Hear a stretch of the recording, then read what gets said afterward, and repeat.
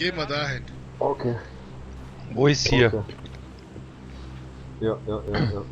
Sag jetzt rausspringen. Ich weiß Bescheid. Jetzt. Shit, Alter, mein Chef hat angerufen.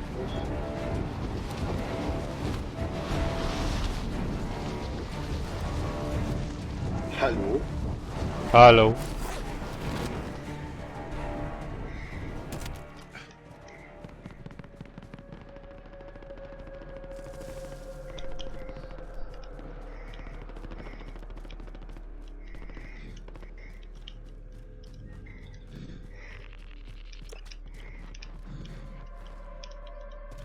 Gib mir jetzt Para.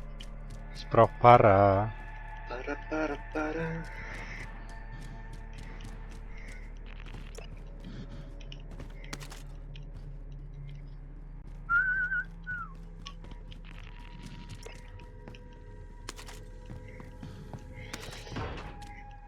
Ich find's schwachsinnig, dass hier so viel Geld dass hier so viel Waffen rumliegen, wenn Ding ist.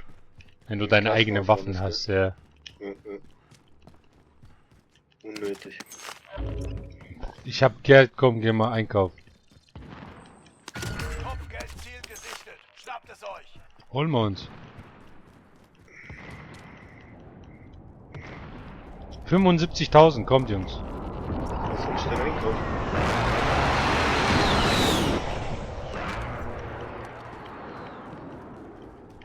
Ne, Kopfgeld.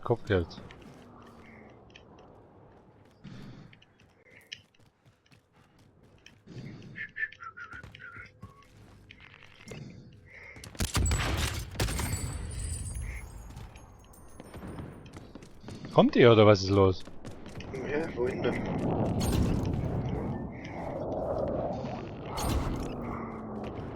Kurz noch am Sammeln. Liegen noch voll viele Kisten, ne? Ja, aber da ist Kopfgeld, Mopfgeld. Ja, aber du musst erstmal Geld sammeln. Alter, wenn ich Kopfgeld zum Ziel mache, dann kriege ich die Kohle, oder? Ja, aber 75.000 habe ich schon längst eingesammelt. Hi Ladies. Hallo. Ich übe gekommen. Ah, jetzt habe ich gecheckt mit dem Dings. Ja, echt, ja. Mit dem Gegenstände aufnehmen, warum schneller. Normal muss ja Viereck gedrückt halten. Jetzt drückst du nur einmal Viereck und dann ist das Ding. Oh, Monaco jetzt. Schnauze jetzt. Ich bin K.O. Gosh jetzt. Helft mir. Ich komme. Lass den liegen, Alter, was willst du mit Die dem? Schnauze. Bruder, helf mir, Alter. Das ist typisch Ali am Monaco, Alter. Ja, normal. Und dann wundert er sich, dass er die ganze Zeit gefistet wird, Alter. Komm zu mir. Ali, kommst du heute noch? Ich hab gedacht, der Peter kommt. Ja, aber die kommen mit dem Fahrzeug, Alter, schnell.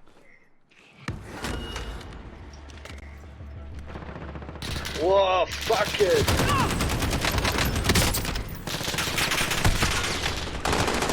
Oh, Monaco ihm, Alter. Ali senin lootunu sikeyim ben. Ich schwör.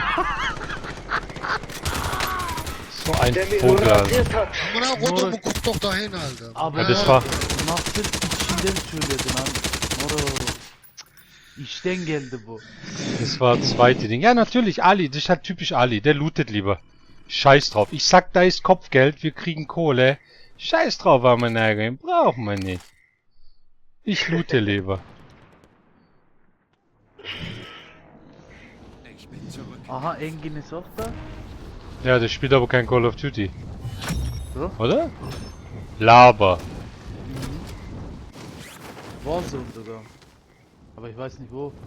Oder mit wem.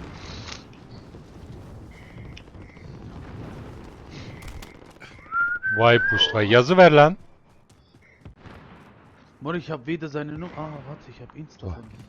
Du hast doch Ding. Schreib doch über Ding. Alter, wo seid ihr? Yeah. Für was gibt's das überhaupt? Ja, boah, das ist viel zu viel Arbeit. Oder ich lade den einfach in die Party ein, ganz einfach. Spieler einladen. Engin. Komm, holen wir den ersten. Ja, lass uns lieber mal Geld einzahlen und dann können wir den ersten holen. Sonst verlieren wir ja wieder alles. Ich hab Wenn mal. wir jetzt Geld einzahlen, verlieren wir auch. Alter. Paket sichern. Wo ist die Plünderung? Ladenstürmer, Ganz andere was? Richtung, aber. Ich lauf Warte, da mal ist ein kurz. Quad, Ali, da ist ein Quad. Bin schon da, warte. Alter, das ist wieder typisch. Guck mal, Ali, das ist ein Teamspiel am Monaco. Ja, ich sammel das kurz ein, Alter, und dann kommt sowieso das nächste. Siehst du gleich, wie du es alleine einsammelst. Wenn sie dir einen Arschtritt verpassen. Vor allem, das sehe nur ich, wo das ist. Mhm. Ziele aktualisiert. Weiter zum nächsten Standort. Warte, Ja, schön. Hier setze ich mich hin. komm Ali. Lass den noch draufspringen. Geht nicht. Zwei Doch, ja, aber der kann sich einfach nur draufstellen. Gib Gas. Oh, Monaco ihm, Alter. Was war das, Alter? Ein Hurensohn, der in der Ecke gewartet hat. Covid-19 heißt der auch noch. Er hat Monaco. uns alle 3 Monaco-Games gemacht. Der heißt... Da. Der Hund- Royale oder Ding? Nee, dieses verfickte Heute. Gelddingsbums. Tiki, Alter. Guck mal, wie der Hund sich nennt, Alter. Covid-19. Der soll verrecken an diesem scheiß Virus. Echt so eine Missgeburt. Corona! Hier, dahin. Oh, da ist auch noch ein Gegner.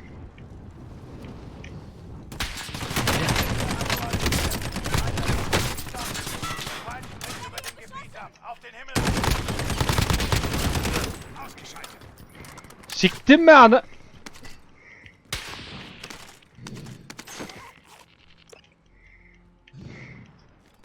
Jungs, kommt ihr? Wo seid ihr? Auf dem Weg. Alter, nereden vuruyor bu pezevenkler? Aha.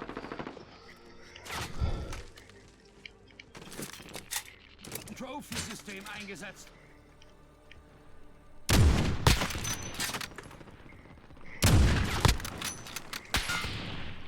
Ich hab ein Trophy, ihr Wichser. Der Feind nähert sich. Juch! Alle Vorräte gefunden. Gut. Hey, wo seid denn ihr Lappen? Ja, wir haben Aufträge gemacht, Junge. Sie sind Aufträge, sie Mächte. Ali, bitte komm wieder. Wenn ich die Treppen mal finde. Ja, hier. Was soll das jetzt heißen, Junge? Ja, ihr mit euren Selber Aufträgen. Guck mal auf deinen Geldstand, Alter. Hä? Weißt Ja, du schon, um was es hier sich handelt? Ja, aber man muss die Kohle auch abgeben. In der Hand halten aber bringt wenn man nicht keine viel. Kohle hat, kann man auch nichts abgeben, Junge. Alter, du hast Man muss doch erst noch 163.000. was sammeln. Ja, weil ich gerade eben einen Auftrag erledigt habe und gesammelt habe. Aber mit Statt einem, irgendwo auf uns zu warten, Alter. mit einem scheiß Ding Nur kannst so. du 150 abgeben. 150.000. Mehr kannst du ja nicht abgeben. Ja, 22.000 kostet das Ding, oder? 30. 30. Ja. Ah. Ja, Pete. Ja, genau. 37 Mille. Reicht doch. 163. Ja, und jetzt? Schon ein Unterschied, Gleich, gell? gleich verlierst du die Hälfte, wenn du tot bist. Nö. Oh ne, Lena Monaco, wer schießt denn da? Das gibt's doch nicht. Ich hab gedacht, ihr seid oben. Ah, wohl. Nerede? Da ist links einer, links, an der Tür links. Da ist noch mehr. Alles in Ordnung, Feinde es ist landen alles im in Ordnung. Einsatzgebiet. Komm gleich weg.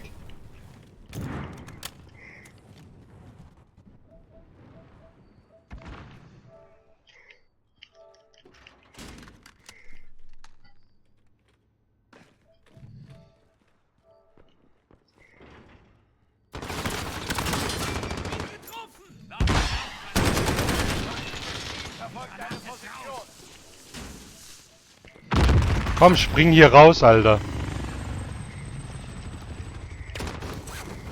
Aber auf die rechte Seite, du Mongo. Ali, hier, ich bin hier. Was macht ihr da Oh unten? nein. Gehen wir hoch. Hey, wem sein Controller... Konsole höre ich. Meine ist weit weg. Nee, oder jetzt. Oh nee, das kann Was nicht wahr ist denn? Der Feind nähert sich.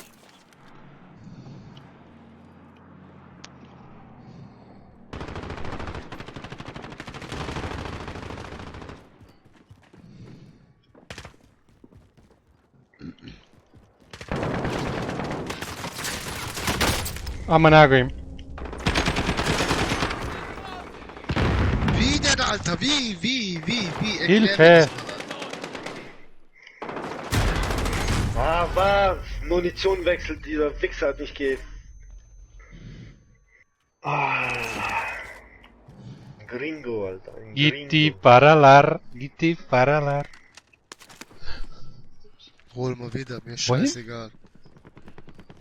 Ich ficke so ein Meld Spiel. dich. Ciao. Wohin? Ich markiere was. Gehen wir mal hier ein bisschen looten. Markiert. Ich erledige das. Ja, aber lass mal Geld einzahlen. Komm, wir können 150 einzahlen. Okay. Holen wir einen Ballon. Ali Alter, kauft du einen kannst Ballon. wirklich- Hm? Du kannst wirklich keine Hardcore mehr zocken, Alter. Die sind so ekelhaft, die Hurentöne. Irgendjemand schießt auf uns, irgendein Wichser.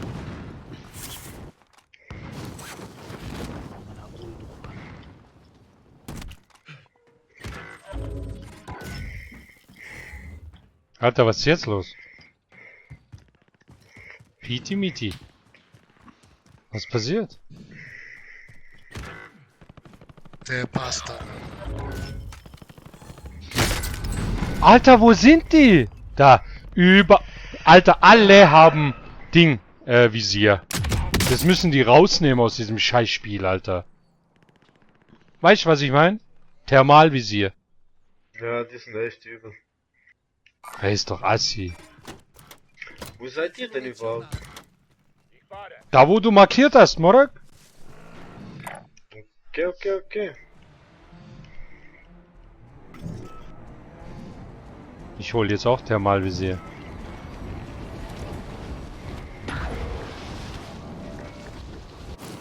Wohin jetzt?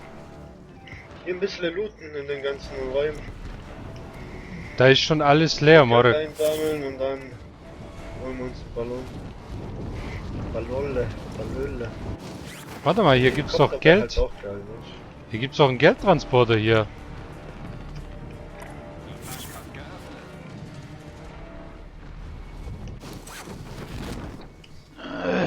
Kommt her, Morag.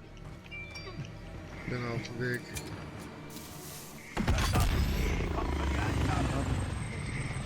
Ich übernehme das Steuer.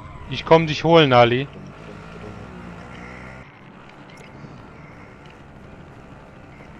Am Arsch dabei bin ich. Feinde landen im Einsatzgebiet. Pete, halt die Stellung. Ich komm. In Position. Tasche bereit für Einzahlung. Hier ist niemand, alle Dinger noch Halt, ich steig doch rein. Olympisch steigt besetzt. Pass auf, da links sind welche. Kurva, was ist los?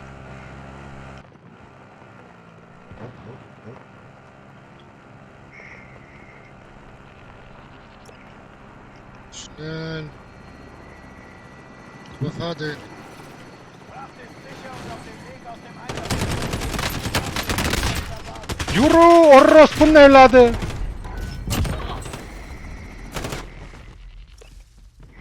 Gleich sammel Kohle und gib gleich ab. Gleich abgeben, Ali. Wo ist Ah, Helikopter? geht nimmer. Hol noch mal gleich.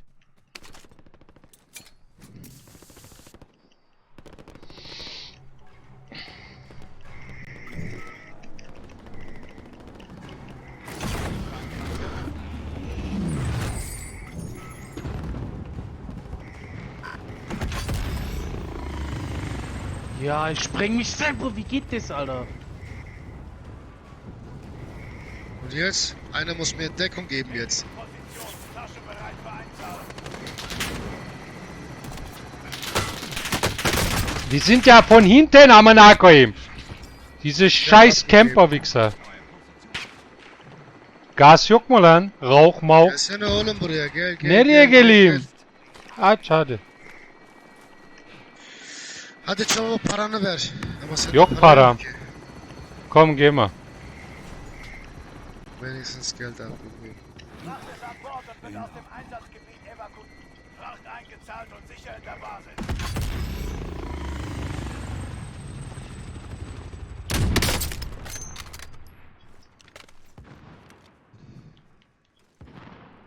So verrecken die Hurensöhne nicht, wenn ich schieße.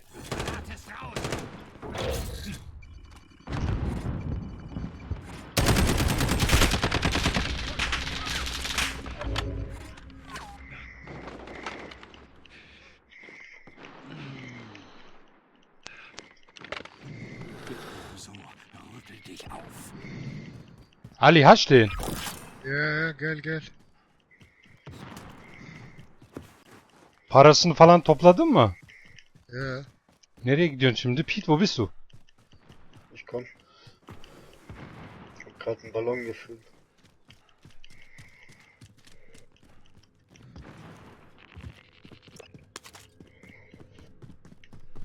Woher sehe ich, wie viel andere haben? Eingezahlt und so? Sieht man gar nicht mehr, gell? Nee, nicht wirklich, ne. Man sieht Aber- nur den besten, den zweiten und den drittbesten. Ja, wo sieht Auf man der das Karte denn? markiert. Die Krone ist die Nummer 1 und dann Ja, aber du hast am Anfang gesehen, wie viel du hast, Alter. ja, manchmal backt das, glaube ich.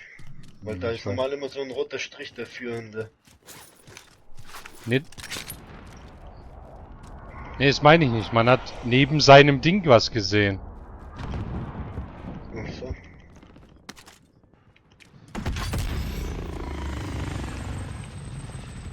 Ah, die haben Heli gerufen, lan.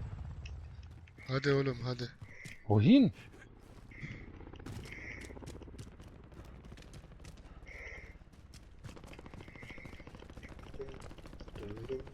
Findet und sichert Geld.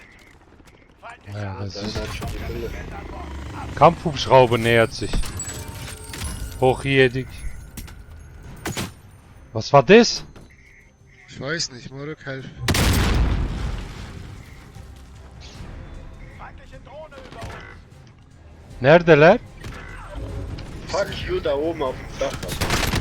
Alter, woher weiß der Hurensohn, dass ich da bin, Alter?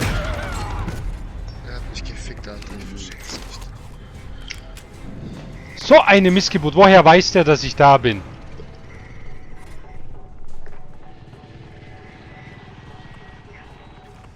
Ey, spiel mal lieber Battle Royale, Alter. Ich habe auf diese Scheiße keinen Bock.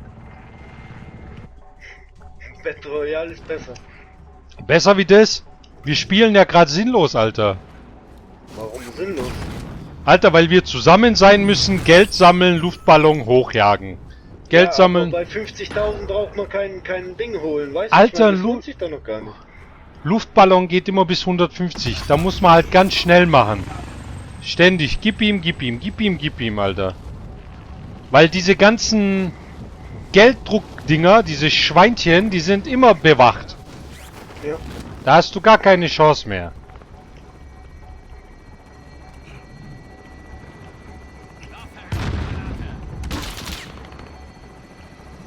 Heli in Position. Tasche bereit für Einzahlung. Weißt du, wie ich mein? Ja, ich hab mein Geld weg. Ich hab alles eingezahlt.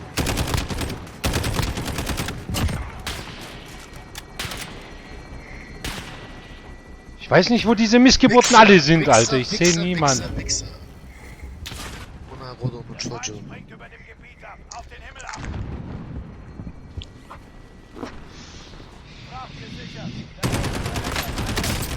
Fracht wurde eingezahlt. Zurück zur Basis. Amına koyayım, Alter. Was ist das für eine scheiß Waffe mit 20 Schuss, ey? Such einen Sanitäter. Hab ein Ziel.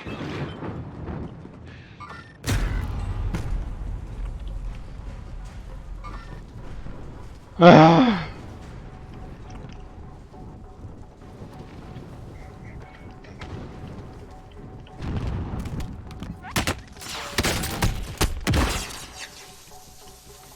Ali. Also Original Ali, nicht der gefälschte. Ja. Willst du Battle Royale spielen oder diesen Scheiß? Mir egal, was ihr wollt, Marek.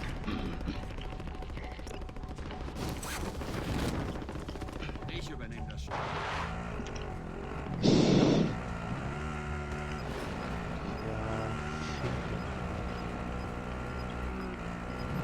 Ich sehe gleich fertig.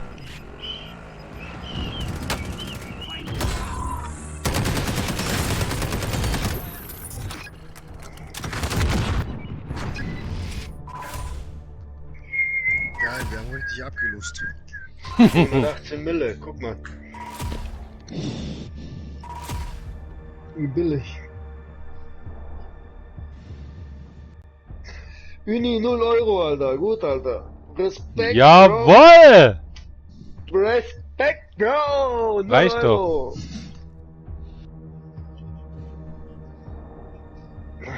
Reicht doch, Das ist reicht doch. Teamarbeit. Das nennt man Teamarbeit. Jawohl, ja. Ja, wir haben ja so gesehen, wie ihr Teamarbeit geleistet habt, ihr Oberlappen. Ja, wir haben Geld fürs Team gesammelt, damit unser Team gewinnt, ja. Ich auch, aber ich bin die ganze Zeit verreckt beim euch zu schützen. Ich war nicht mal in eurer Nähe. Ja, merkst was. Ali muss dich die Ja, ganze Zeit ich. beschützen. Oh, jetzt auf einmal.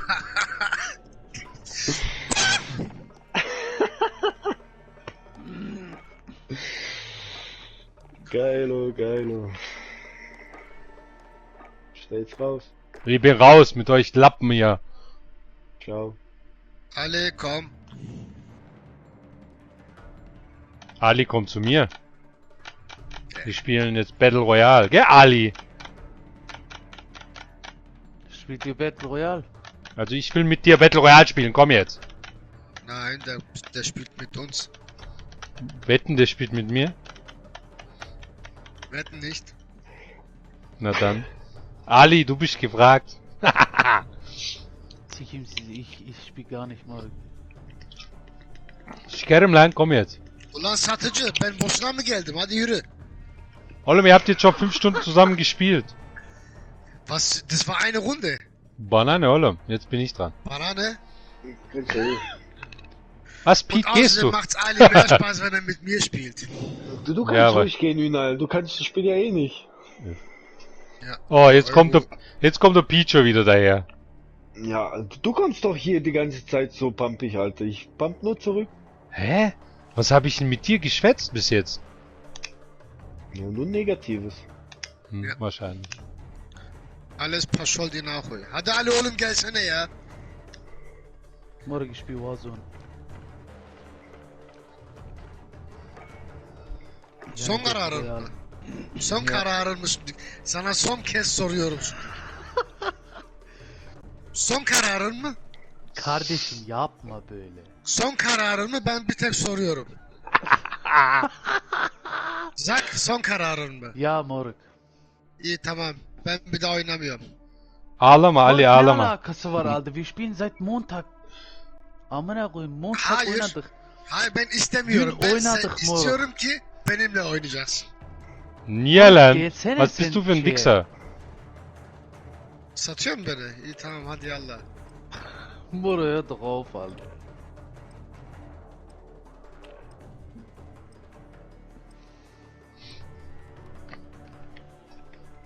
So ein Penner.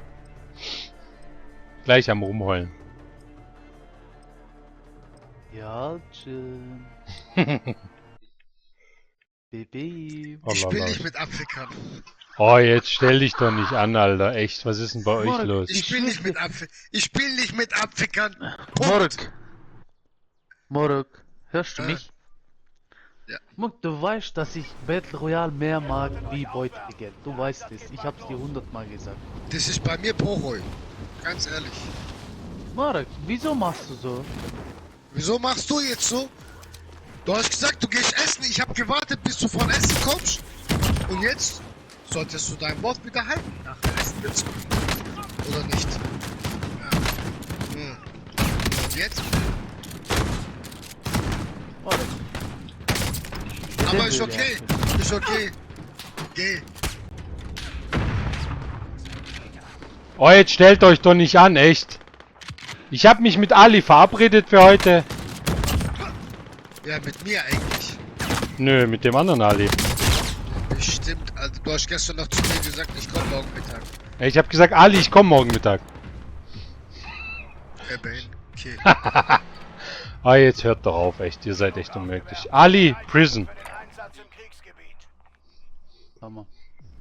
Wir machen eh gleich live Ding gucken hier. PlayStation 5 Release nach der Runde, oder?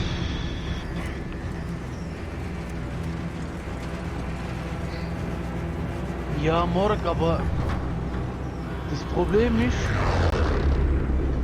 wenn ich jetzt deinen Stream anguck, weil ich guck gerade dann, also meinen, also ich hab's eingeschaltet, dein Stream. Ja, ja, ich hab's verstanden, okay?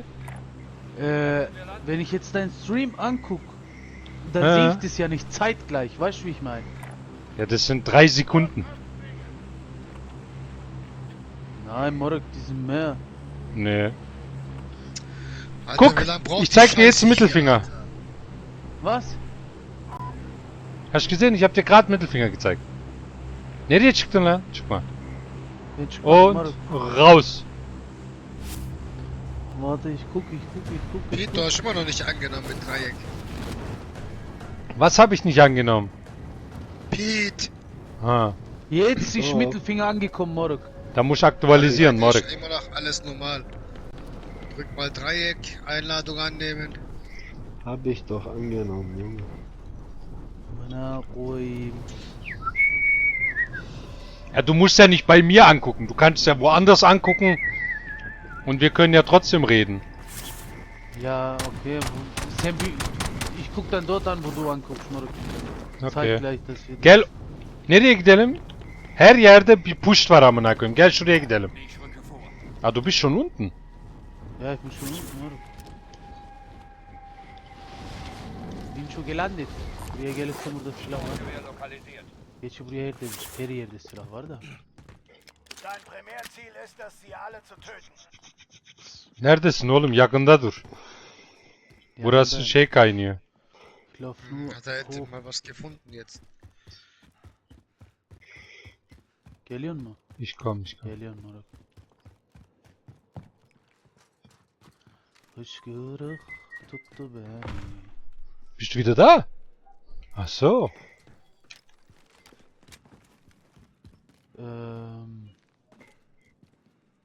Ich sehe null Feinde, moruk. Dann gehen wir hier hin, komm. Ich rücke vor. Wohin? Jetzt schon. Hä? Ach so. Ben de yeşile bakıyorum moruk, pardon. Ich dachte, das ist das Grüne. Diese andere Zigeuner da. Aber da waren welche, muss aufpassen. Guck, hier ist schon alles offen. Hast du Rüstung? Nein. Al. Hier. Danke. Aşağıda mı öyle lan? Neyse moruk aşağı boş ver. Yukarıdadır, gel.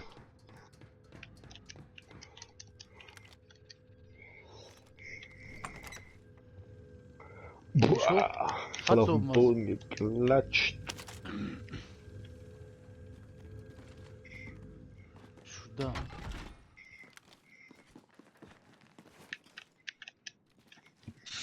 Aha, Feind, moruk. Ne? 1, 2 Feinde.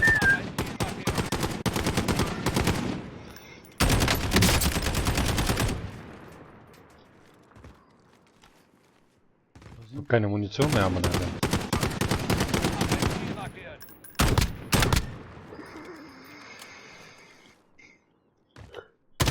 Ja, Komm, lass weitergehen.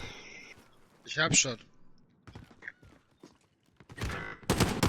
Ne oldu? Aa, bizim adam geberdi. Gel şuraya gidelim bir yere. Ich gehe in die Richtung. Ich hab keine Munition mehr nämlich. Wo ist dieser Gött? Der rennt weg, der eine. Hab ihn da.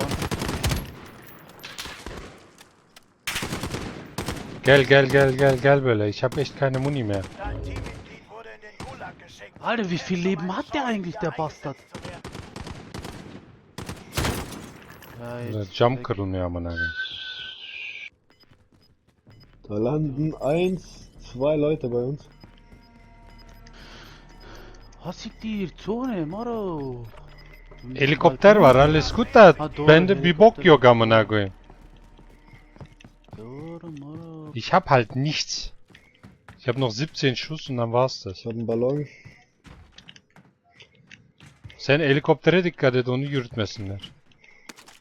Dein Teammitglied wurde gebrochen und ist nicht mehr bei uns. Alter. Nur mit Segels zu tun hier.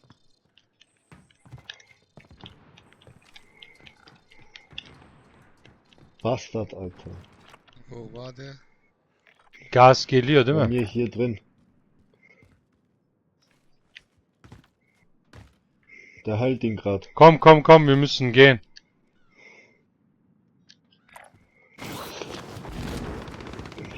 Sana mı? Ach, hast du den platt gemacht? Ja, ich hab den. Yep. Komm, Heli, oğlum. Hier hat's Munition, Moro, wenn du brauchst. Ich kann's nicht nehmen, weil ich schon voll hab. Ich geh, dann hol du den Heli. Warte. Da. Mittleres Kaliber hier. Was ich dir? Geldi sonra amına koyayım. Diyorum ya lan. Dikkat et lan. Hadi. Dann gehen wir den gleich holen. Wen? Unseren Arkadaş, der wartet noch. Der soll warten, als ob ich den heile, Alter. Ja nee, den müssen wir kaufen. Nee, als ob ich den kauf, Moro. Nee, Len, ein dritter Mann ist immer gut. Moro. Selber schuld. Fickt euch doch hier, Alter. Ihr. Junge. Ah. Ach, nochmal was für ein...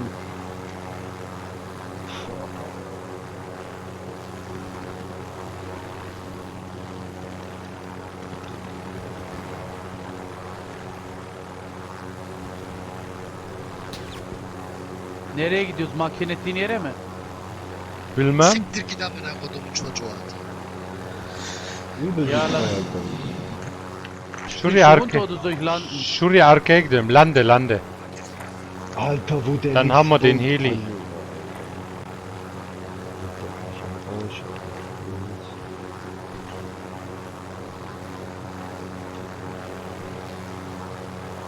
Oğlum yolun üstünde lande net de.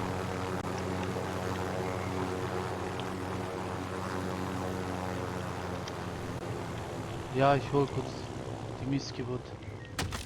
Ulan bekle. Param boşa gidecek amına koyayım. Git.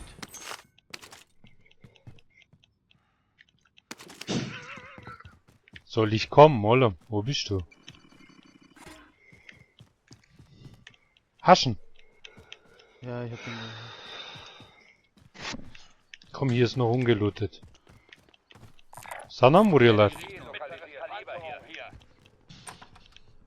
Hä? Sana mı vuruyorlar diye sordum. Ach so, ich weiß gar nicht.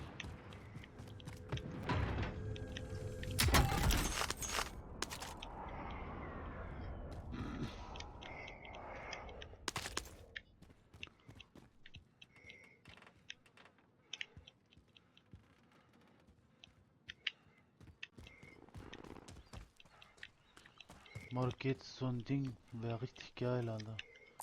Rocket Habe hier Launcher. einen Raketenwerfer. Kaliber hier.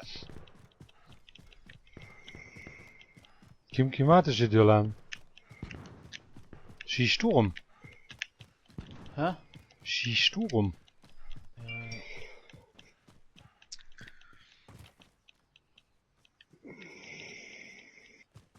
Jetzt weiß ich nicht mal, wo ich gestorben bin, Alter. Ich bin so zum Kotzen. Das zeigt manchmal an, manchmal nicht. Ist voll weit weg. Storage-Ding. Bist du gestorben. nein, ist doch nichts. Vom Feind. Evdeyim ha. Oha. Das Gas verbreitet sich. Schnell in die neue Sicherheitszone. İyi hadi. Hadi çık.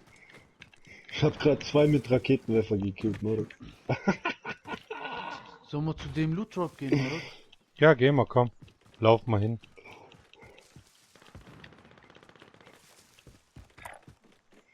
Da laufen aber schon welche, gell? Echt? Aktivität! Alalım bunları moruk. Müssen uns beeilen, weil die, was ich gekillt hab, die kommen gleich wieder 100 Pro. Feindliche Drohne über uns. Da oben kommt er.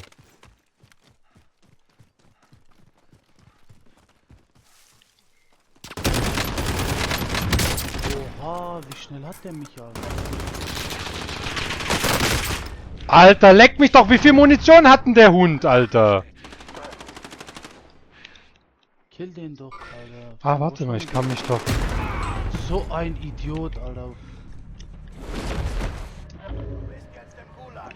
Kämpfe um erneut. Helf mir. İçimizde indirdi lan. Von wo hat der jetzt geschossen? Ich hab keine Ahnung. Also. Das nenne ich Nereden geliyor? Von Sağda links, duruyor, links, sağda links, duruyor. da- Ja, ja, geradeaus. Ist hinten oder was? Ja, ganz hinten. Irgendwie da. Ortada şimdi.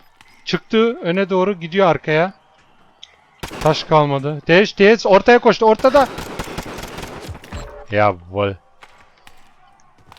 Wenn du diesen Kampf Danke. gewinnst, kehrst du zurück an die Front. Bitte, jetzt bin ich halt alleine. War's das? Zeig deine Ja, jetzt Freiheit weiß ich zu nicht mal, wo ich verdienen, landen Soldat. soll, Alter. Ah, genau, hier ist gutes Spot, Moruk. Jawohl. Bam, in die Fresse. Dir verdient. Hast ihn. Ja klar. Helal be. Tam ortaya geliyorum. Der Sniper, Pete, hast du den Sniper, Alter? Nee, ich hab grad keinen. Oo, buraya gelme Moruk, Stadion. burada action var. Nereye geleyim lan o zaman? Du weißt, lande Ja, unten ich seh ihn, woanders, ich aber seh ihn, nicht ich hier. seh ihn. Jetzt Action und ich hab keine Waffe an meiner Arbeit. Rück zur markierten Position vor und sicher den Ich hab ihn Bereich. 3-mal gehittet, der liegt gleich. Seine Panzer. Araba var burada. Komm, lauf, Arabayı lauf. alak mı? Solange er sich heilt. Ja, warte.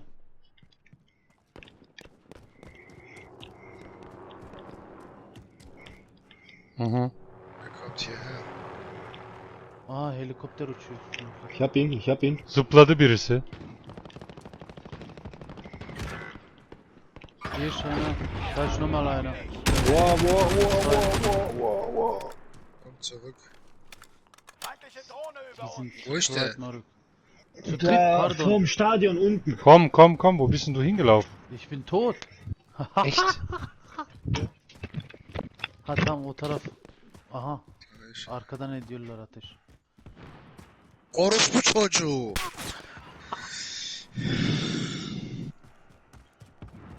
Geliyor arabanın Wieso önünde. schieß ich Ha nicht orada. einfach, Alter? Wieso warte ich, Alter? Schieß doch einmal nach euch. Geld zurückholen. Guck mal, wie der rennt, Alter. Feindliches Team verfolgt deine Position. Boku yedim. Aa da ist nicht mehr so viel. Gell? Ja, schon alles weggenommen, Wichser.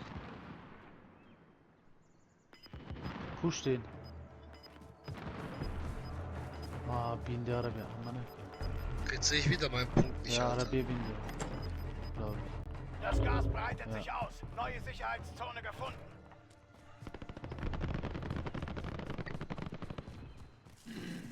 Ich gehe zum Stadion wieder. Oder Oha, du wurdest auch noch gejagt, Alter. Ja, hab ich doch gesagt.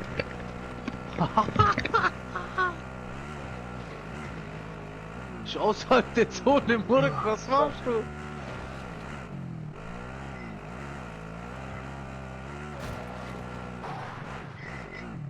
Schlechte Hunde.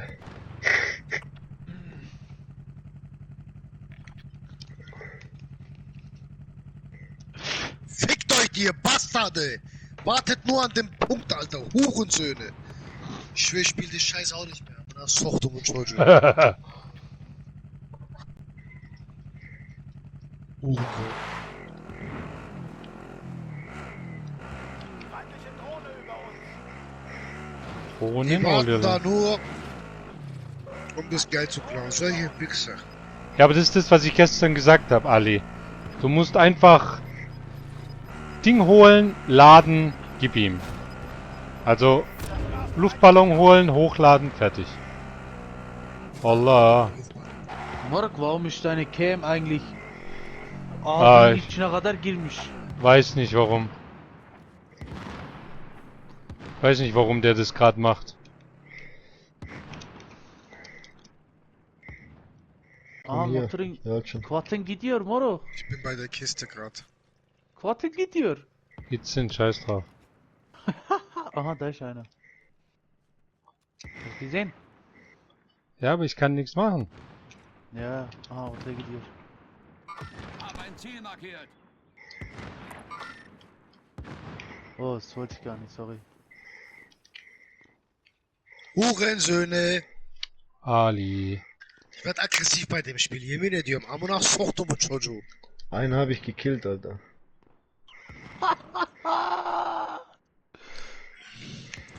Ich versuche jetzt bis zum Ende zu warten, dass wir wenigstens noch EP kriegen, aber nachher. Die haben jetzt verdammt viel Geld, Alter. Das kann aber noch lange dauern.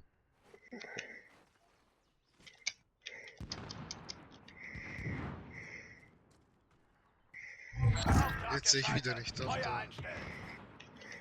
Ich bin immer noch gejagt. Du bist den Feind Was? nicht Na, jetzt verfolgern nicht mehr, entkommen. glaub Gute Arbeit. ich. Ja, jetzt nicht mehr. Nächster Auftragsbonus. Wix-Helikopter, 40%. Alter. So ein Wix-Helikopter, Alter.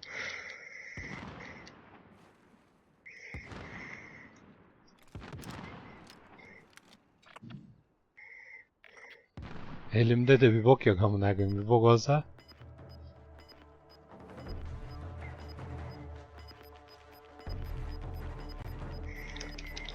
Komm schon, komm schon. Das Gasfreiheitszone Oh, die Zone ist schon weit.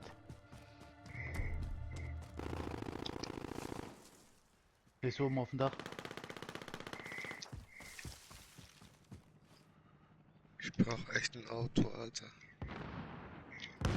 Fick dich, Mann. Bin nach dem Spiel raus, oder?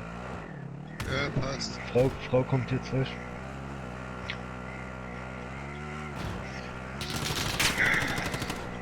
Voll verkackt haben wir. Oh amına koyayım, das sind ja überall.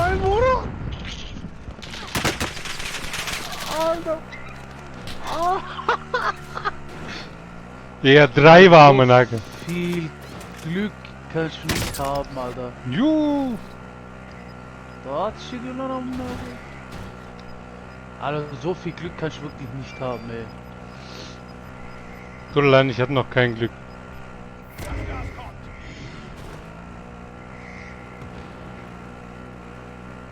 Glück wäre, wenn ich jetzt... Allah. Allah. Oh. Geld finde und dich holen könnte. Das wäre Glück. Ja, aber da brauchst du echt sehr viel Glück. Ein Fahrzeug wäre nicht schlecht, Pete. Wenn die Zeit ist in 20 Sekunden. Şimdi gelip vururlar zaten.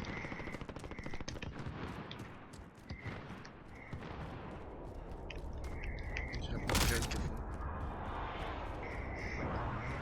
Ja, da musst du 20 Millionen Treppen hochlaufen.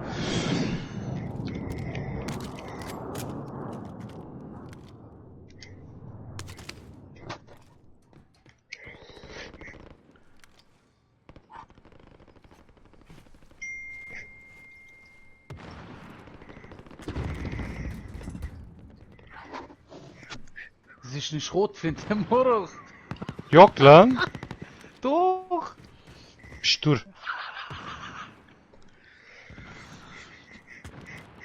Also Diggi, wir sehen uns. Alles klar, wir sehen uns. Hatte, mach's gut, ciao. Beide, ciao, ciao, Jungs. Also, ciao, ciao. Ciao.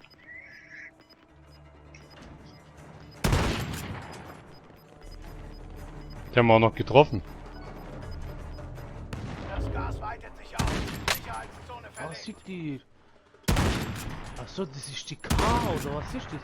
Olem, das sieht aus wie eine Schrotflinte, Mann. Das ist die Ding.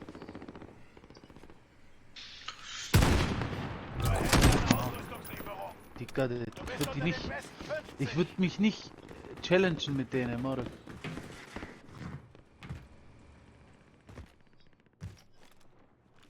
Aha, geliyor biri moruk. Mit Fallschirm. Atladı piç. Dikkat et, aşağıda da olabilir. Ich glaube, der ist unten, moruk.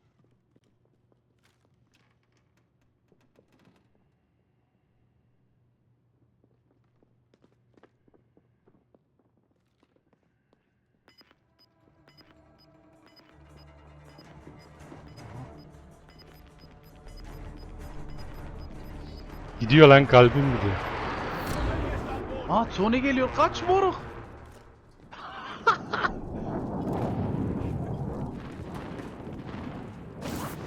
Aha, die sind rechts von dir, dikkat et.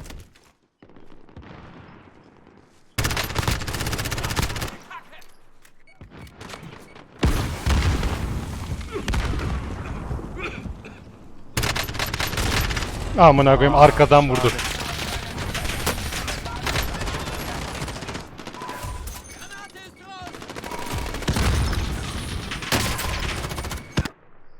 Aman. Ali gel. Yalçınovski, kommst du? Yalçın. Yalçın.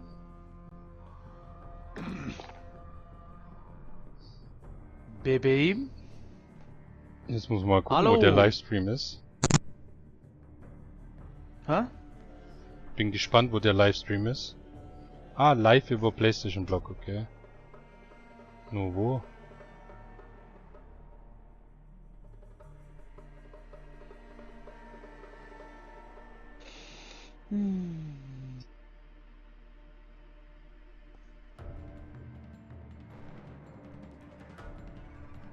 Ah, Yalçın. Ich rufe den mal an. lad ihn doch einfach ein. Der ist in unser Ding Party, aber.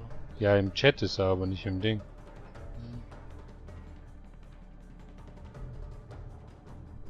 Alan?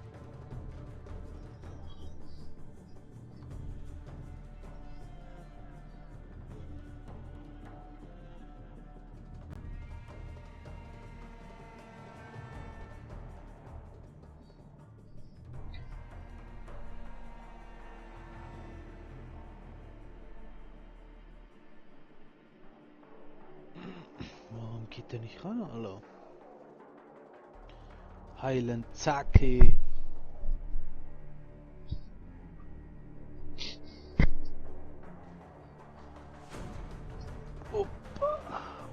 Wo ist das? Wo guckst du das an? Bulsam söyleyeceğim. Ich find's aber Ach nicht. so, da dran. Ja, 7 Ps. 5. Ps.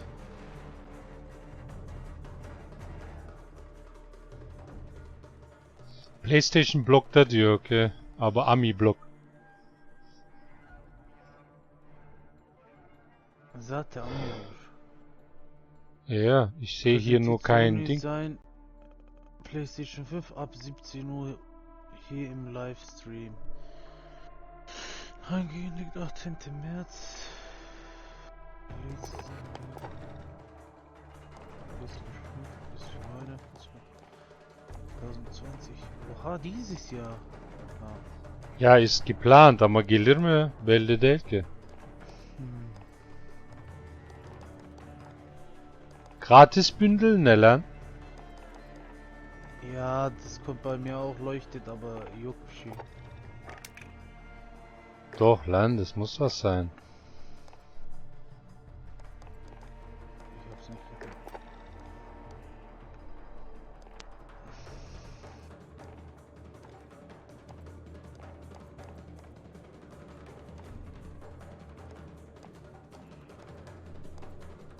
Ah, hier. Giftpack.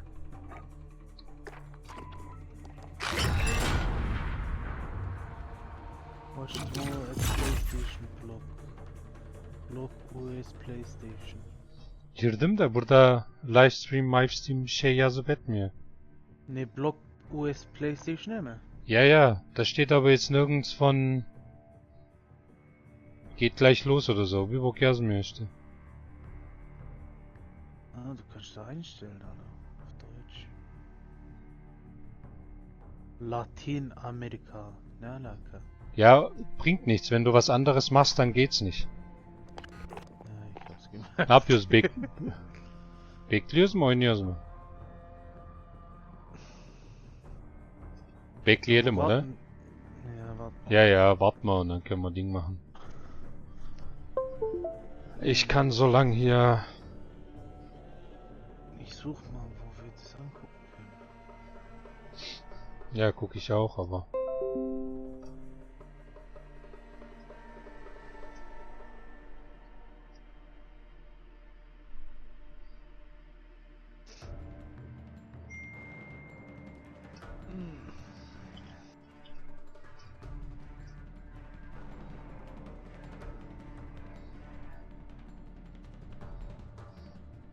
Ich frag mal meinen Cousin, vielleicht weiß der das.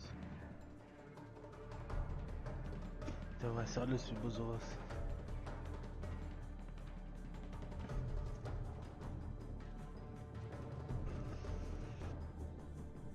Ali, was geht? Aha. Bir şey soracağım. Bugün PlayStation 5 release ne oluyor da başka wo ich das angucken kann?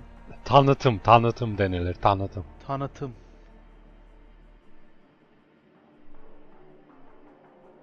Auf der Seite von Sony einfach çıkıyor mu? Ya güya bizim olduğumuz yerde işte. Aa. Beklemek lazım ne olacak ne edecek. İyi tamam. Haydi. Haydi. Der sagt normalerweise immer auf Sony, auf der Sony-Seite. Ja, ja, schon, aber... Der guckt gut, der sagt, ich guck gut zusammen, während der guckt.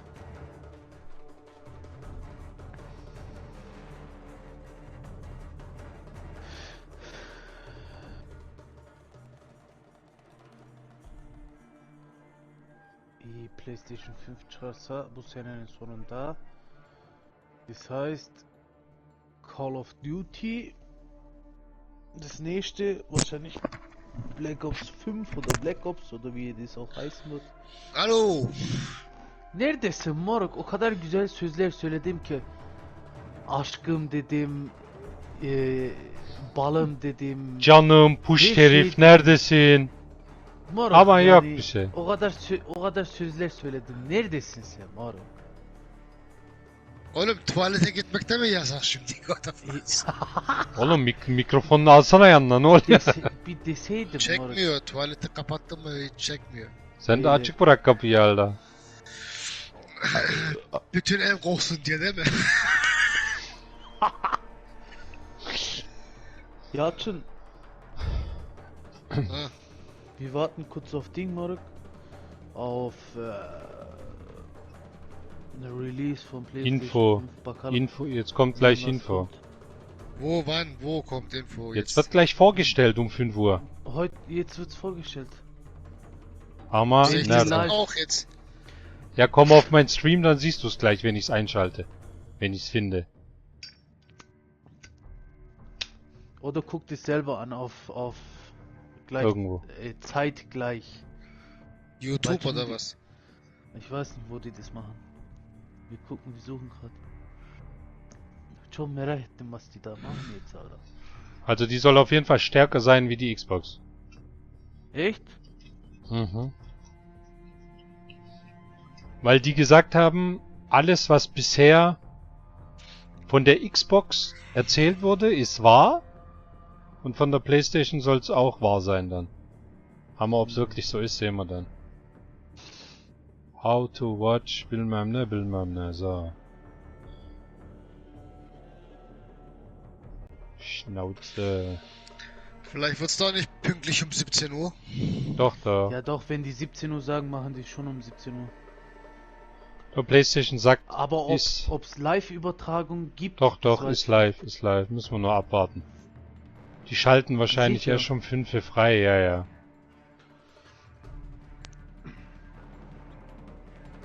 Weil ich glaube nicht, dass die alles immer live machen. Ja, ne, Live-Übertragung machen. Doch, doch. Das schon. Wenn die so ankündigen, dann schon.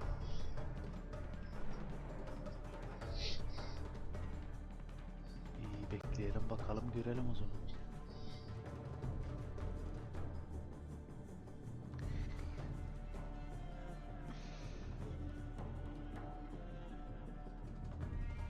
Ja, der schickt mir auch das gleiche. Wo wir vorhin drin waren. Sag ich doch. Glaubt mir doch einfach mal.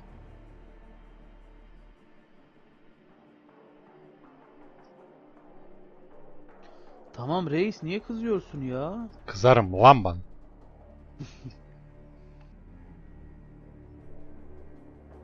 Mein Name ist Hase. Mein Cousin, der ist in der Uni, weißt Hı. amına koyayım adama bücherei falan kapatıyormuş, weißt Hı. Warte, ich schick dir das Bild einfach. Der hat Bücher und so geholt. Bize de yolladım.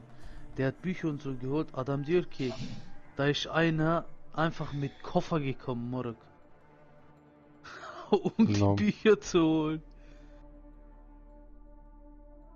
Ja, die sind alle behindert, Alter, aktuell. Ya kütüphane kapatıyormuş, weißt Ja, ja, Die ich weiß. schließen. O yüzden der sagt so Vorrat. Und der muss Hausarbeit oder irgend so einen Scheiß machen. Ja, ist doch okay, wenn er das muss, dann sollst du machen.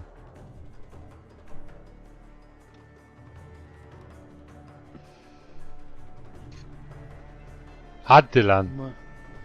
Ich hab ein Bild, Jalcin. Du musst ausrasten, Alter.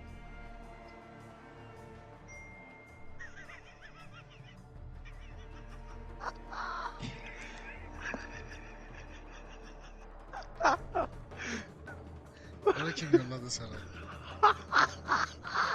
Allah'ım. Harte Zeiten, Moruk. Kim yolladı onu? Güzel yolladı. Kim yolladı? Biri yolladı, ne yapsan? Aber keiner von Arbeit, oder? Nein. İyi, ben de Karl'a yollayayım.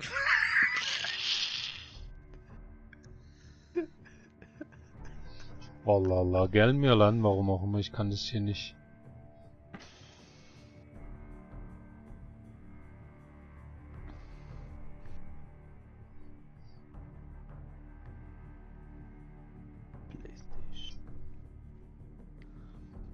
PlayStation 4D.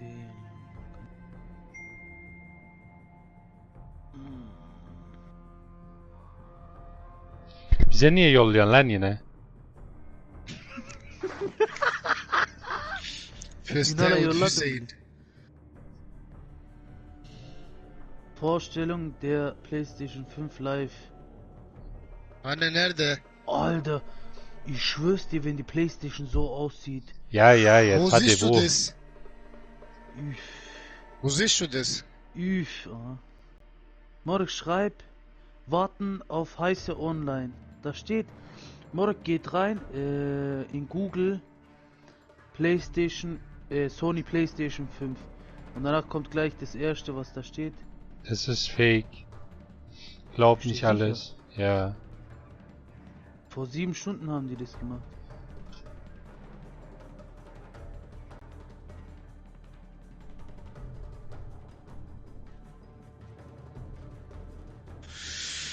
Hadi oğlum ya. Wo? Ich finde da gar nichts, Alter. Ja, Morg, auf YouTube. Es ist jetzt 17 Uhr, hä? Und jetzt? Ja, auf YouTube hat's Morg. Wo? Die tun auch, da tut auch eine live Ja, Monaco. Ding machen. Ich schreib dir mal Pitch, wo kann man das angucken? Ja, siehst doch, er wird's dir ja gleich zeigen. PlayStation 5 Tech Deep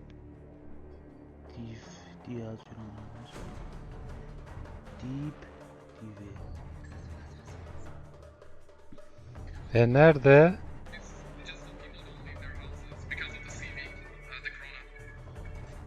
Eine Minute noch.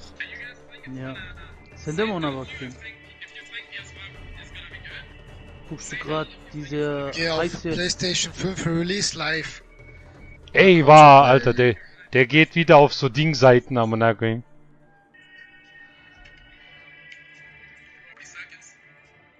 Ist halt auf Englisch, aber juckt mich nicht. Hauptsache ich sehe. Nerede? YouTube'dan mı verdin? Ja. PlayStation 5 Release Ah, live. Gelde. Nerede? Nerede?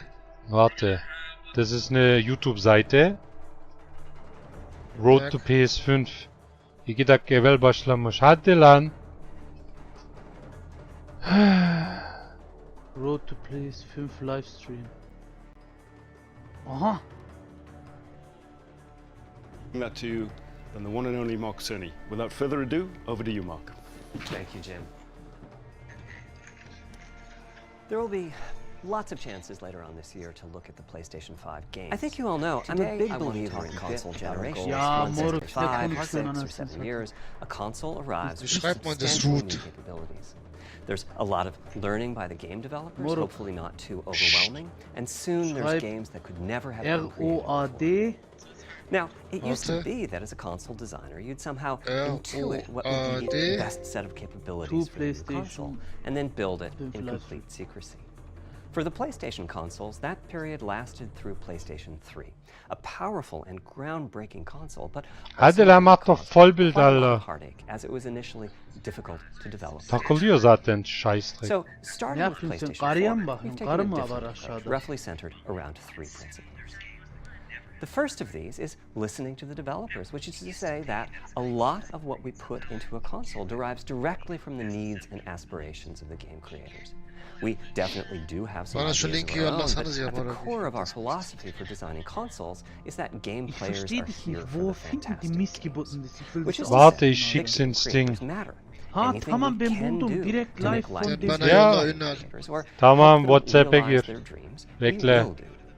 So, about once every 2 years, I Ja, take a zum tour of WhatsApp'e the gir und industry. dann- I go to the various developers and publishers, Hemen- sit down, and discuss how they're doing with the Bakalım, current hemen consoles and what they'd telefonuna like to see bağlayacağım in future consoles. This requires weeks on the road as reaching the bulk of the game creators involved. Aber wieso höre ich's doppelt, Alter? Einer von euch muss leise machen. 24 publishers and developers. And it is incredibly valuable. By the way, Mach mal the Stöpsel feature most requested by the developers, that was an SSD, which we were very happy to put in the hardware, but a lot of problem solving was required. I'll be doing a deep dive on Ich the höre von dir SSD gar and nichts, surrounding systems later Ja, on in this talk. Ding, Ünal. It's So, also läuft key auf to meinem make Stream a nicht. generational leap while keeping the Ach so, das console weiß ich, aber sufficiently Ben familiar to kendim game televizyondan açtım developers. da. I think about this in terms of balancing evolution and revolution. Now, with PlayStation Mikro 1, höre ich 2, nichts, and ja, 3, the nur wenn target was a revolution each time with a brand new feature. That was great in many ways, but time for the developers to get up and running got longer with each console. In the past, I've called this time to triangle. Here's what I had for those 3 consoles. To be clear, I'm not talking about time to make a game. Developers will be ambitious, and it may take them 6 years or so to realize their vision. What I'm talking about is that dead time before graphics and other aspects of game development are up and running, and trying to minimize that. On the other hand, if we're trying to reduce that dead time to 0, that means the hardware architecture can't change at all. We're handcuffed. We need to judge for each feature what value it adds and whether it's worth the increase in developer time needed to support it. So with PlayStation 4, we were able to strike a pretty good balance between performance and familiarity. We got required learning back to PlayStation 1 levels. With PS5, Oğlum, the YouTube GPU was verarschen definitely oder the area we felt the Was most ist denn? tension between adding new features and keeping a Televizyona familiar bağlanıyor, programming model. Ultimately, I think we've ended up with something under a month of getting up to speed. That feels like we're striking about the right balance. I'll go into a bit more detail later today about our philosophy with the GPU Oh la la. and the specific feature set that resulted from it. It's also very important for us, as the hardware team, to find new dreams, by which I mean something other than CPU performance, GPU performance, and the amount of RAM. The increase in graphics performance over the past 2 decades has been astonishing, but there are other areas in which we can innovate and provide significant value to the game creators, and through them, the players. That's why the SSD was very much directions to explore, regardless of what came out of the conversations with game developers and publishers. The biggest feature in this category is the custom engine for audio. That's today's final topic.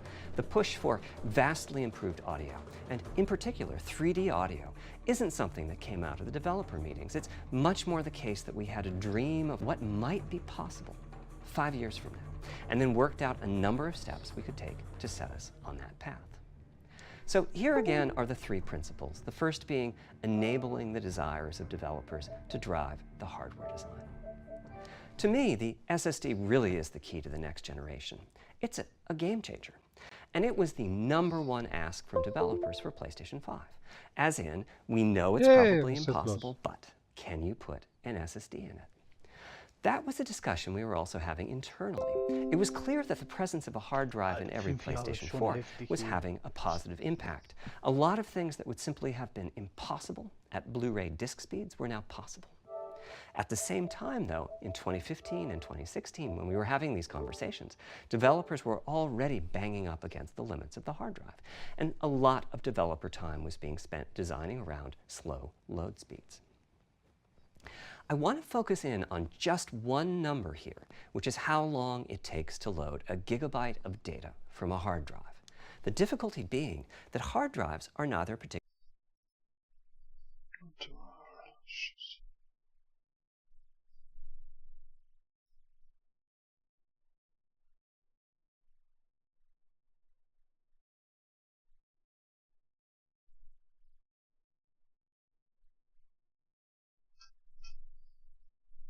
boost your hard drive read speed. No, Jolan. Compression ratio. We support zlib decompression on PlayStation 4 that gets you something like 50% more data on the disk and 50% higher effective read speed. Unfortunately, though, it's highly likely that your data is scattered around in various files on the hard drive, as well as sourced from multiple locations within those files. So lots of seeks are needed at 2 to 50-ish milliseconds each. My rule of thumb is that the hard drive is spending 2/3 of its time seeking and only 1/3 of its time actually loading data. Putting all of that together, a gigabyte is very roughly 20 seconds to load from a hard drive. Now, a gigabyte is not much data. Games are using 5 or 6 gigabytes of RAM on PlayStation 4, so boot times and load times can get pretty grim. Or to put that differently, as a player, you wait for the game to boot, wait for the game to load, wait for the level to reload every time you die, and you wait for what is euphemistically called fast travel. And all of that leads to the dream. What if we could have not just an SSD, but a blindingly fast SSD? If we could load 5 gigabytes a second from it, what would change? Now, SSDs are completely different from hard drives. They don't have seeks as such. If you have a 5 gigabyte a second SSD, you can read data from 1,000 different locations in that second, pretty much at speed. As for time to load a gigabyte, this is next gen we're talking about, so memory is bigger. Instead, we should be asking how long to load 2 gigabytes. And the answer is about 1/4 of a second. I mean, that's amazing. We're talking 2 orders of magnitude, meaning very roughly 1 Gigabyte in 20 Sekunden. Which means 2 Gigabyte in a 27. second for the SSD. The potential is that the game boots in a second. There are no load screens. The game just fades down while loading a half dozen gigabytes and fades back up again. Same for a reload. You're immediately back in the action after you die.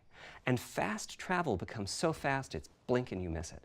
As game creators, we go from trying to distract the player from how long fast travel is taking, like those Spider-Man subway rides, to being so blindingly fast that we might even have to slow that transition down. Pretty cool, right? But for me, this is not the primary reason to change from a hard drive to an SSD. The primary reason for an ultra-fast SSD is that it gives the game designer freedom. Or to put that differently, with a hard drive, the 20 seconds that it takes to load a gigabyte can sabotage the game that the developer is trying to create. I think almost all of us in the room have experienced this, maybe in different ways. Say we're making an adventure game and we have 2 rich environments where we each want enough textures and models to fill memory.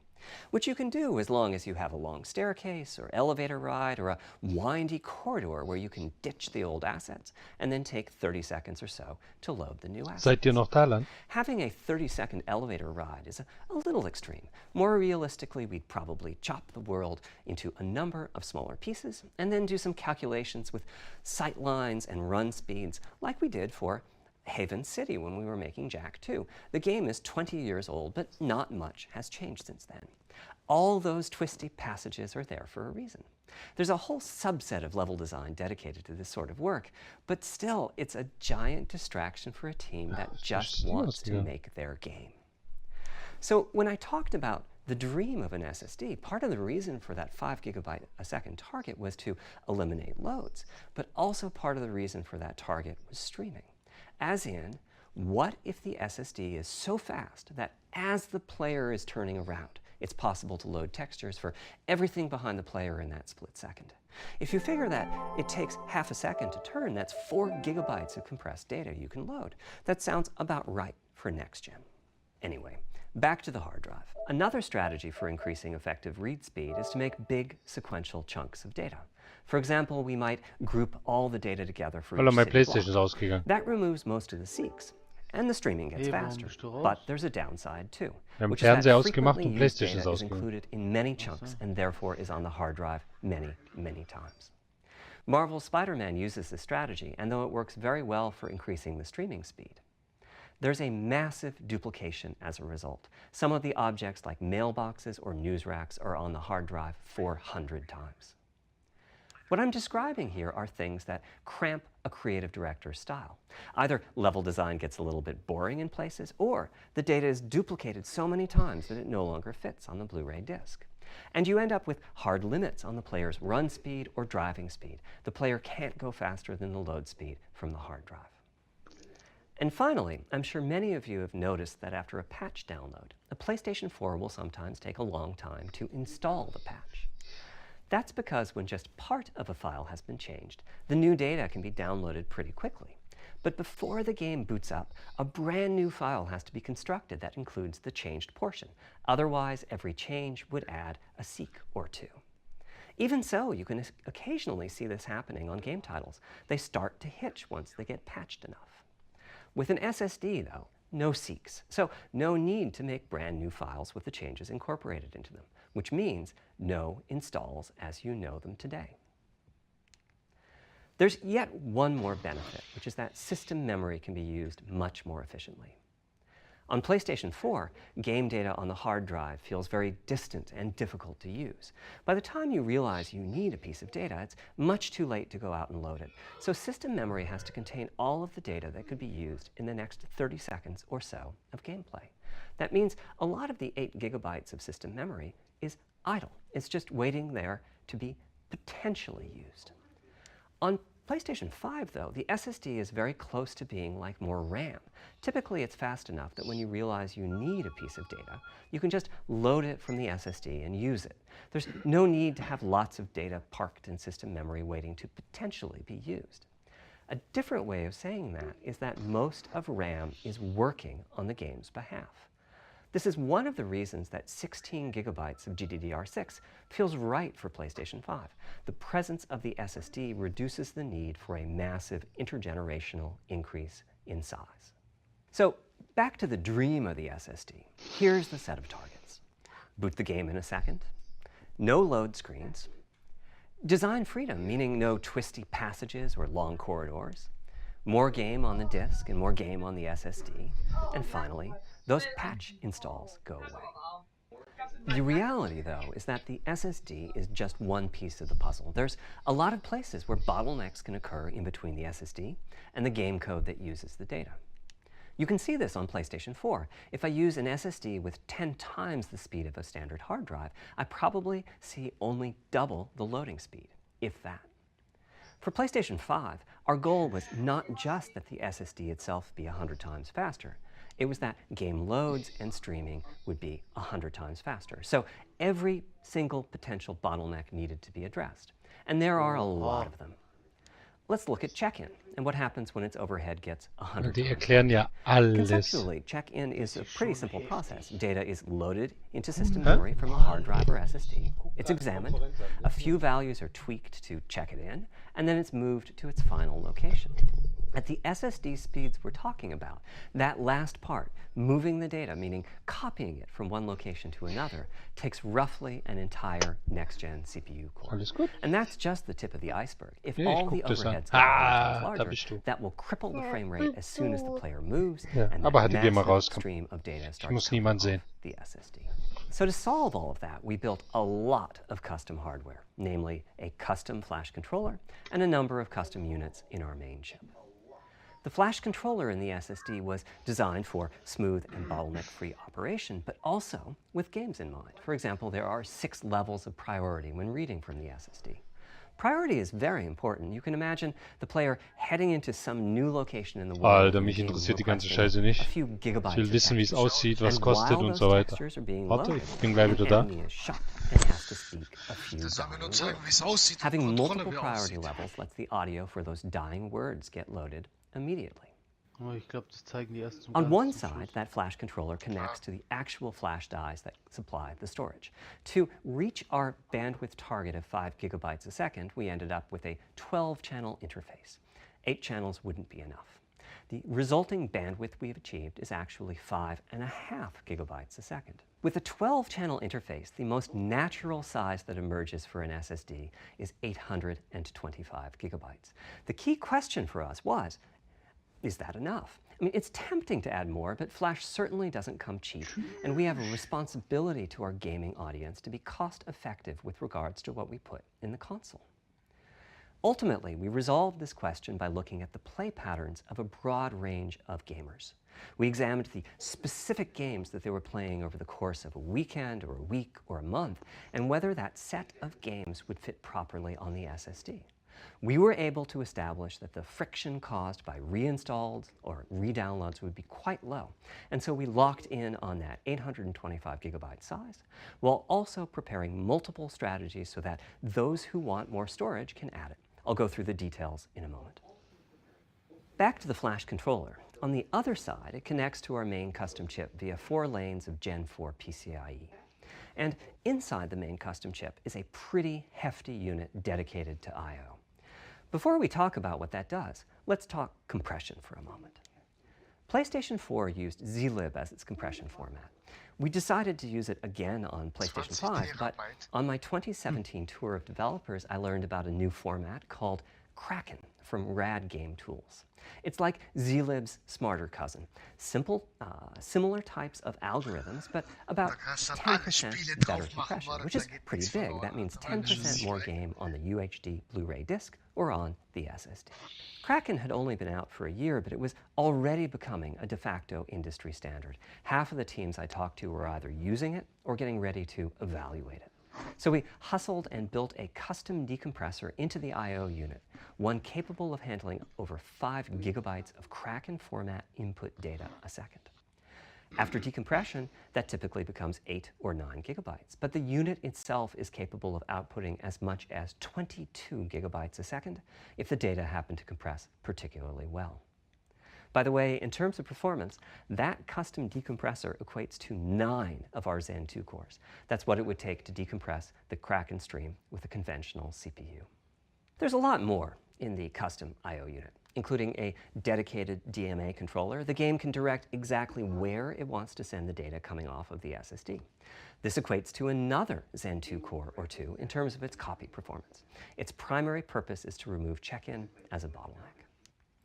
There's 2 dedicated I/O coprocessors and a large RAM pool. These aren't Zen 2 cores. They're there principally to direct the variety of custom hardware around them.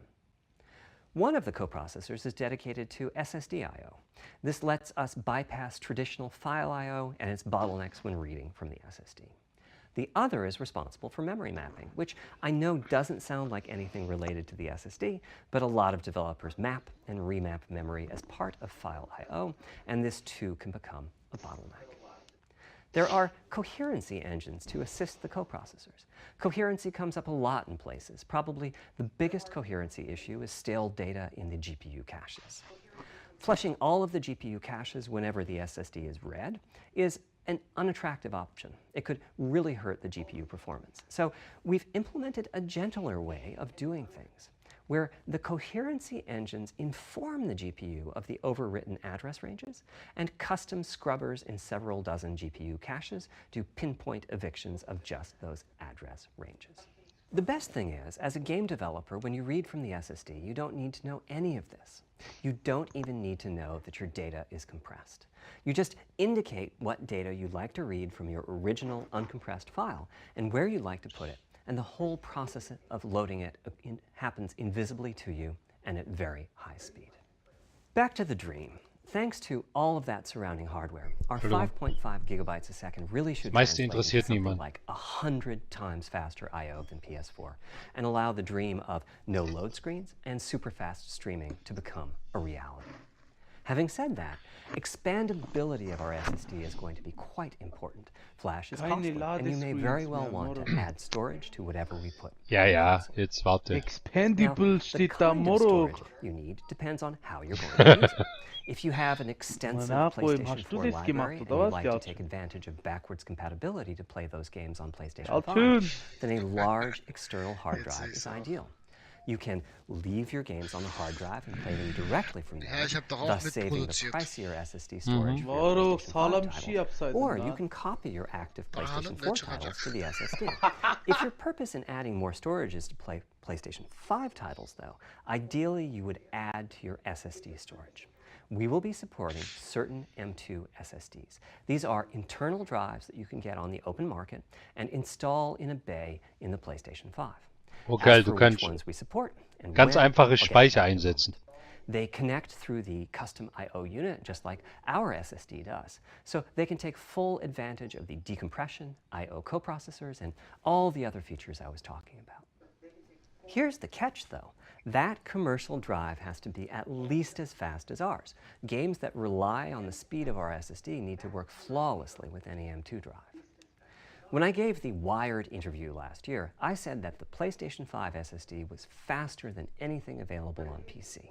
At the time, commercial M2 drives used PCIe 3.0, and 4 lanes of that cap out at 3.5 gigabytes a second.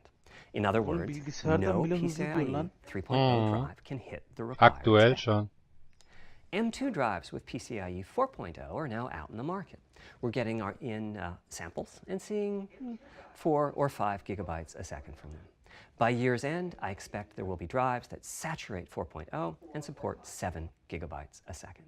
Having said that, we are comparing apples and oranges, though, because that commercial M2 drive will have its own architecture, its own flash, and so on. For example, the NVMe specification lays out a priority scheme for requests. Ja, aber jetzt überlegt doch mal, Leute, wenn die Leute jedes Jahr für ein Handy 1200, 1300 Euro ausgeben, da können sie auch mal 1000 Euro für sowas ausgeben.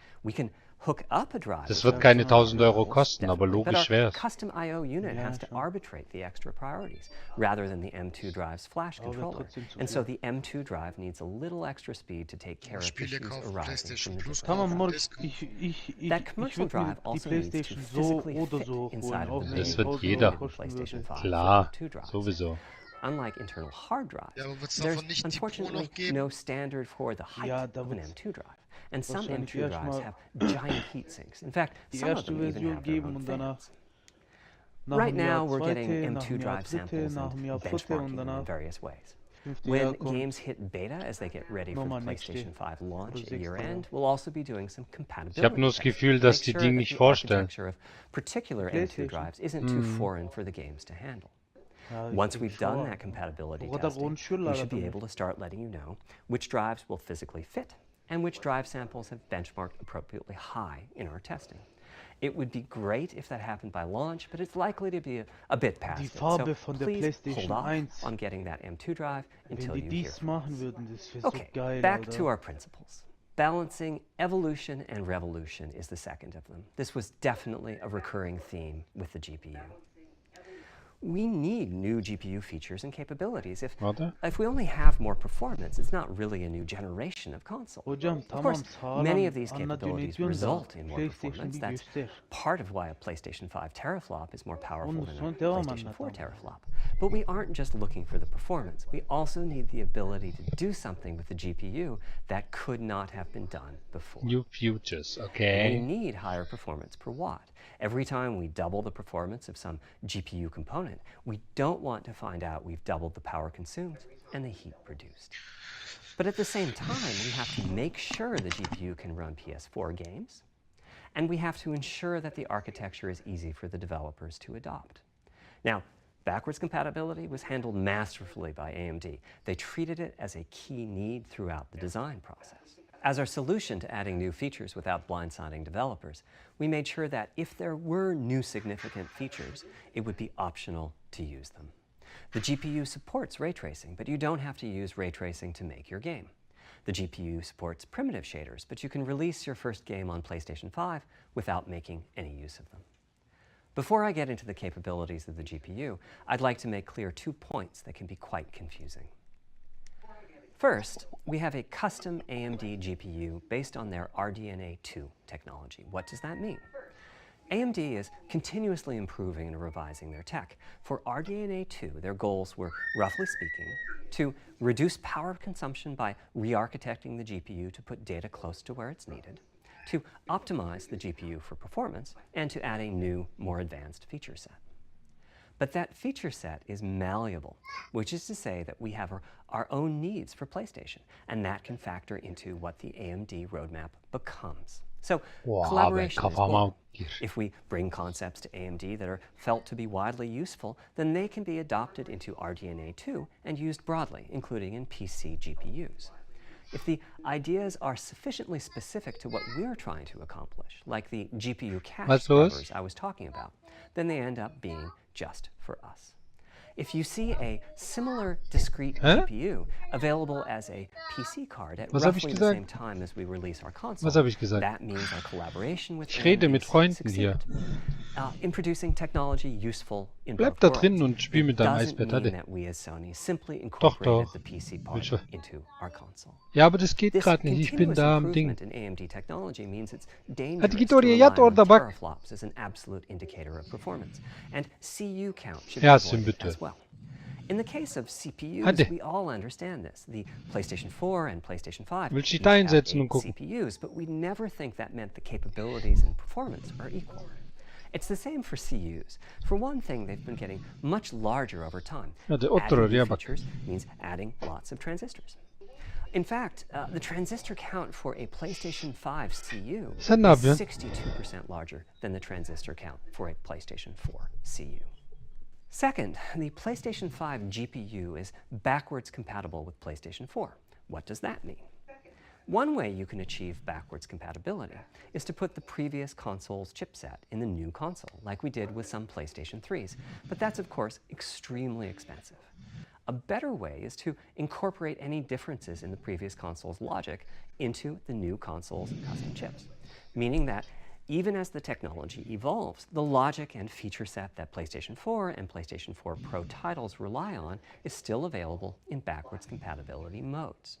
One advantage of this strategy is that once backwards compatibility is in the console, it's in. It's not as if a cost down will remove backwards compatibility like it did on PlayStation 3. Achieving this unification of functionality took years of efforts by AMD, as any roadmap advancement creates a potential divergence in logic. Running PS4 and PS4 titles at boosted frequencies has also added complexity. The boost is truly massive this time around, and some game code just can't handle it. Testing has to be done on a title-by-title basis. Results are excellent, though. We recently took a look at the top 100 PlayStation 4 titles as ranked by playtime, and we're expecting almost all of them to be playable at launch on PlayStation 5. With regards to new features, as I said, our strategy was to try to break new ground, but at the same time not to require use of the new GPU capabilities. For more than a decade, GPUs have imposed a restriction on game engines. Software handles vertex processing, but for the most part, dedicated hardware is responsible for the triangles and other geometry that the vertices form. That means it's not possible to do even basic optimizations, such as aborting processing of a vertex if all geometry that uses it is off-screen. PlayStation 5 has a new unit called the Geometry Engine, which brings handling of triangles and other primitives under full programmatic control. As a game developer, you're free to ignore its existence and use the PlayStation 5 GPU as if it were no more capable than the PS4 GPU, or you can use this new intelligence in various ways. Simple usage could be performance optimization, such as removing backfaced or off-screen vertices and triangles. More complex usage involves something called primitive shaders, which allow the game to synthesize geometry on the fly as it's being rendered. It's a brand new capability. Using primitive shaders on PlayStation 5 will allow for a broad variety of techniques, including smoothly varying level of detail, addition of procedural detail to close-up objects, and improvements to particle effects and other visual special effects. Another major new feature of our custom RDNA 2-based GPU is ray tracing, using the same strategy as AMD's upcoming PC GPUs. The CUs contain a new specialized unit called the intersection engine, which can calculate the intersection of rays with boxes and triangles. To use the intersection engine, first you build what is called an acceleration structure. It's data in RAM that contains all of your geometry. There's a specific set of formats you can use. They're variations on the same BVH concept. Also Lidl im Betzing hat jetzt eine Security anscheinend. A new instruction that asks the intersection engine to check a ray against the BVH. While the intersection engine is processing the requested ray triangle or ray box intersections, the shaders are free to do other work. Having said that, the ray tracing instruction is pretty memory intensive, so it's a good mix with logic-heavy code. There's of course no need to use ray tracing. PS4 graphics engines will run just fine on PlayStation 5, but it presents an opportunity for those interested. I'm thinking it'll take less than 1 million rays a second to have a big impact on audio. That should be enough for audio occlusion and some reverb calculations. With a bit more of the GPU invested in ray tracing, it should be possible to do some very nice global. Brauchen bestimmt alle neue Fernseher. Having said that, adding ray-traced shadows and reflections to a traditional graphics engine could easily take hundreds of millions of rays a second. Ali, hast du schon 4K Fernseher? Billions. How far can we go? I'm starting to get quite bullish. I've already seen a PlayStation 5 title that's successfully using ray-tracing-based reflections in complex animated scenes with only modest costs. Another set of issues for the GPU involved size and frequency. How big do we make the GPU, and what frequency do we run it at? This is a balancing act. The chip has a cost, and there's a cost for whatever we use to supply that chip with power and to cool it. In general, I like running the GPU at higher frequency. Let me show you why. Here's 2 possible configurations for a GPU roughly of the level of the PlayStation 4 Pro. This is a thought experiment. Don't take these configurations too seriously. If you just calculate teraflops, you get the same number. But actually, the performance is noticeably different because teraflops is defined as the computational capability of the vector ALU. That's just one part of the GPU. There are a lot of other units. And those other units all run faster when the GPU frequency is higher. At 33% higher frequency, rasterization goes 33% faster. Processing the command buffer goes that much faster. The L2 and other caches have that much higher bandwidth, and so on. About the only downside is that system memory is 33% further away in terms of cycles. But the large number of benefits more than counterbalance that. As a friend of mine says, a rising tide lifts all boats. Also, it's easier to fully use 36 CUs in parallel than it is to fully use 48 CUs. When triangles are small, it's much harder to fill all those CUs with useful work. So there's a lot to be said for faster, assuming you can handle the resulting power and heat issues, which frankly, we haven't always done the best job at. Part of the reason for that is, historically, our process for setting CPU and GPU frequencies has relied on some heavy-duty guesswork with regards to how much electrical power games will consume and how much heat will be produced as a result inside of the console. Power consumption varies a lot from game to game. When I play God of War on my PS4 Pro, I know the power consumption is high just by the fan noise. Marc, das geht bestimmt But bis power 19 Uhr isn't oder so. simply about engine quality. Möglich, Marc. It's about the minutiae of what's being displayed and how. It's counterintuitive, but processing dense geometry typically consumes less power than processing simple geometry, which is, I suspect, why Horizon's map screen, with its low triangle count, makes my PS4 Pro heat up so much. It's counterintuitive. Our process on previous consoles has been to try to guess what the maximum power consumption during the entire console lifetime might be, which is to say, the worst case scene in the worst case game, and prepare a cooling solution that we think will be quiet at that power level. If we get it right, fan noise is minimal. If we get it wrong, the console will be quite loud for the higher power games, and there's even a chance that it might overheat and shut down if we misestimate power too badly. PlayStation 5 is especially challenging because the CPU supports 256-bit native instructions that consume a lot of power. These are great here and there, but presumably only minimally used. Or are they? If we plan for major 256-bit instruction usage, we need to set the CPU clock substantially lower or noticeably increase the size of the power supply and fan.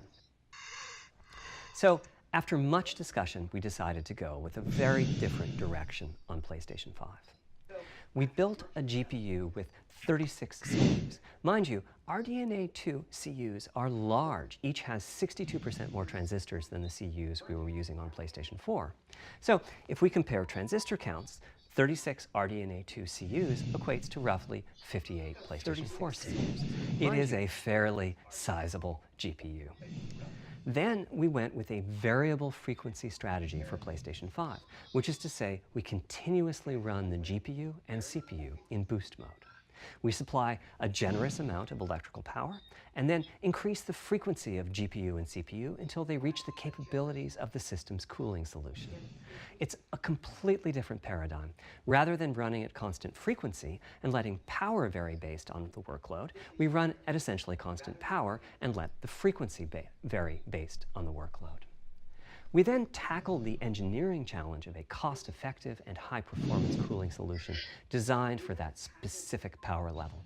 In some ways, it becomes a simpler problem because there are no more unknowns. There's no need to guess what power consumption the worst-case game might have. As for the details of the cooling solution, we're saving them for our teardown. I think you'll be quite happy with what the engineering team came up with. So, how fast can we run the GPU and CPU with this strategy? The simplest approach would be to look at the actual temperature of the silicon die and throttle the frequency on that basis. But that won't work. It fails to create a consistent PlayStation 5 experience. It wouldn't do to run a console slower simply because it was in a hot room. So rather than look at the actual temperature of the silicon die, we look at the activities that the GPU and CPU are performing and set the frequencies on that basis, which makes everything deterministic and repeatable. While we're at it, we also use AMD's Smart Shift technology and send any unused power from the CPU to the GPU so it can squeeze out a few more pixels. The benefits of this strategy are quite large. Running a GPU at 2 GHz target with the old fixed frequency strategy. With this new paradigm, we're able to run way over that. In fact, we have to cap the GPU frequency at 2.23 GHz so that we can guarantee that the on-chip logic operates properly. 36 CUs at 2.23 GHz is 10.3 teraflops, and we expect the GPU to spend most of its time at or close to that frequency and performance. Similarly, running the CPU at 3 GHz was causing headaches with the old strategy. But now we can run it as high as 3.5 GHz. In fact, it spends most of its time at that frequency. That doesn't mean all games will be running at 2.23 GHz and 3.5 GHz. When that worst-case game arrives, it will run at a lower clock speed, but not too much lower. To reduce power by 10%, it only takes a couple of % reduction in frequency, so I'd expect any downclocking to be pretty minor.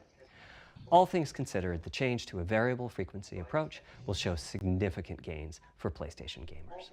The final of our 3 principles was about finding new dreams. It's important for us on the hardware team to find new ways to expand or deepen gaming, and that's what led us to a focus on 3D audio. As players, we experience the game through the visuals, through audio, and through the feedback we receive from the controller, such as rumble or haptics. Personally, I feel a game is just dead without audio.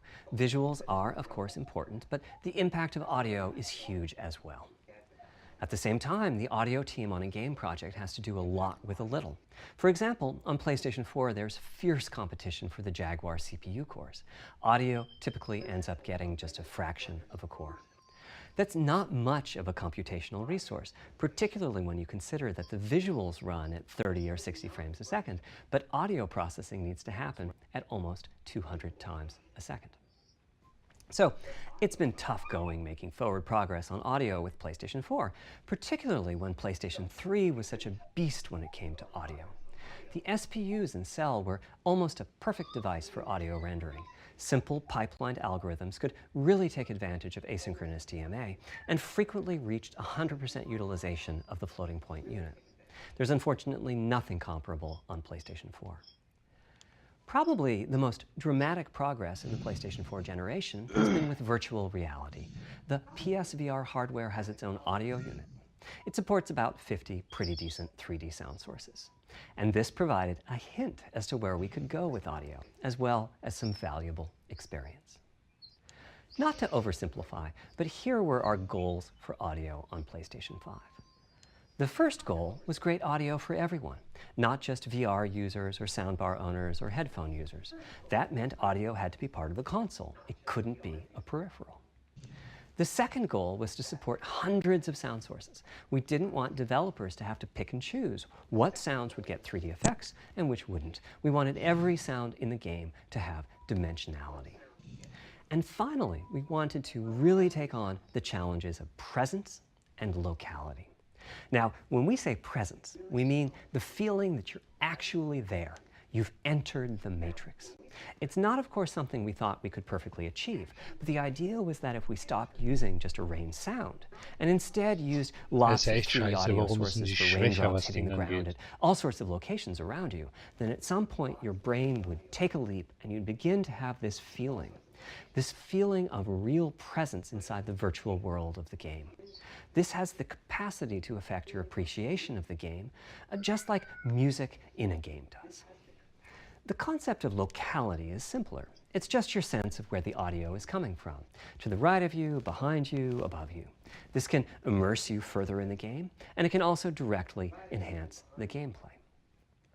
To use Dead Space as an example, I know, old school, you're fighting enemies in fairly dark, spooky locations. Back in the day, if you played the game using the TV speakers, you could tell that there was one last enemy growling and hunting you down, but it was difficult to tell quite where that enemy was. With headphones, you could tell that the enemy was somewhere on the right, which let you deduce, if you couldn't see it, that it must be somewhere behind and to your right. But with 3D audio with good locality, the idea is you know the enemy is precisely there, and you turn and you take it out. So, how do we know where a sound is coming from in the first place? Well, all those bumps and folds in the ear have a meaning, evolutionarily speaking. Based on what direction the sound is coming from, sound waves bounce around inside the ear, there's some constructive and destructive interference, and the result is a change in volume. The phase of the sound also shifts, depending on what path the sound wave took to reach the ear canal. These volume changes and phase shifts are different for each direction and also vary depending on the frequency of the sound. Head size and head shape also impact the sound in a similar fashion. The way that the sound changes, based on direction and frequency, can be encoded in a table called the Head-Related Transfer Function, or HRTF. Here's part of one. The vertical axis is the frequency, the horizontal axis is the direction, front, back, left, right, and the color gives the degree of attenuation of the sound at that frequency. The HRTF is as unique to an individual as a fingerprint is. In fact, you're looking at mine right now. Here's how we measure an HRTF. We've taken hundreds of people through this process. We put a microphone in the subject's left and right ear canals, and then sit the subject down in the middle of an array of 22 speakers. We then play an audio sweep from each speaker as we rotate the subject. In the course of 10 or 20 minutes, we're able to sample the HRTF at over 1,000 locations. Using an HRTF when rendering audio creates unparalleled quality, but it's computationally expensive. The simplest way to use an HRTF is to process a sound source to make it appear as if it's coming from one of those 1,000 locations we sample. Unfortunately, the processing has to be done in frequency domain rather than time domain, so there's multiple fast Fourier transforms needed for every sound source for every audio tech. That's a lot of multiplies. This computational complexity is the determining factor for our strategy. It meant we had to bite the bullet and design and build a custom hardware unit for 3D audio. Collectively, we're referring to the hardware unit and the proprietary algorithms we run on it as Tempest 3D Audio Tech. The meaning of 3D audio and technology should be pretty obvious here. As for Tempest, I feel it really reflects our goals with audio. It suggests a certain intensity of experience and also hints at your presence within it. We're calling the hardware unit that we built the Tempest engine. It's based on AMD's GPU technology. We modified a compute unit in such a way as to make it very close to the SPUs in PlayStation 3. Remember when I said that they were ideal for audio? So the Tempest engine has no caches, just like an SPU. All data access is via DMA, just like an SPU. Our target was that it would have more power than a CPU, thanks to the parallelism that a GPU can achieve, and that it would be more efficient than our GPU, thanks to the SPU-like architecture. The goal being to make possible near 100% utilization of the CU's vector units. Where we ended up is a unit with roughly the same SIMD power and bandwidth as all 8 Jaguar cores in the PlayStation 4 combined. If we were to use the same algorithms as PSVR, that's enough for something like 5,000 sound sources. But of course, we want to use more complex algorithms, and we don't need anything like that number of sounds. It would have been wonderful if a simpler strategy, such as using Dolby Atmos peripherals, could have achieved our goals, but we wanted 3D audio for all, not just those with licensed soundbars or the like. Also, we wanted many hundreds of sound sources, not just the 32 that Atmos supports. And finally, we wanted to be able to throw an overwhelming amount of processing power at the problem, and it wasn't clear what any peripheral might have inside of it. In fact, with the Tempest engine, we've even got enough power that we can allocate some to the games, to the extent that games want to make use of convolution reverb and other algorithms that are either computationally expensive or need high bandwidth. But the primary purpose of the Tempest engine remains 3D audio. Now, 3D audio is a major academic research topic. It's safe to say that no one in the world has all of the answers. And the set of algorithms that has to be invented, tuned, or implemented to realize our vision for 3D audio is immense. For example, use of HRTFs in games is quite complex.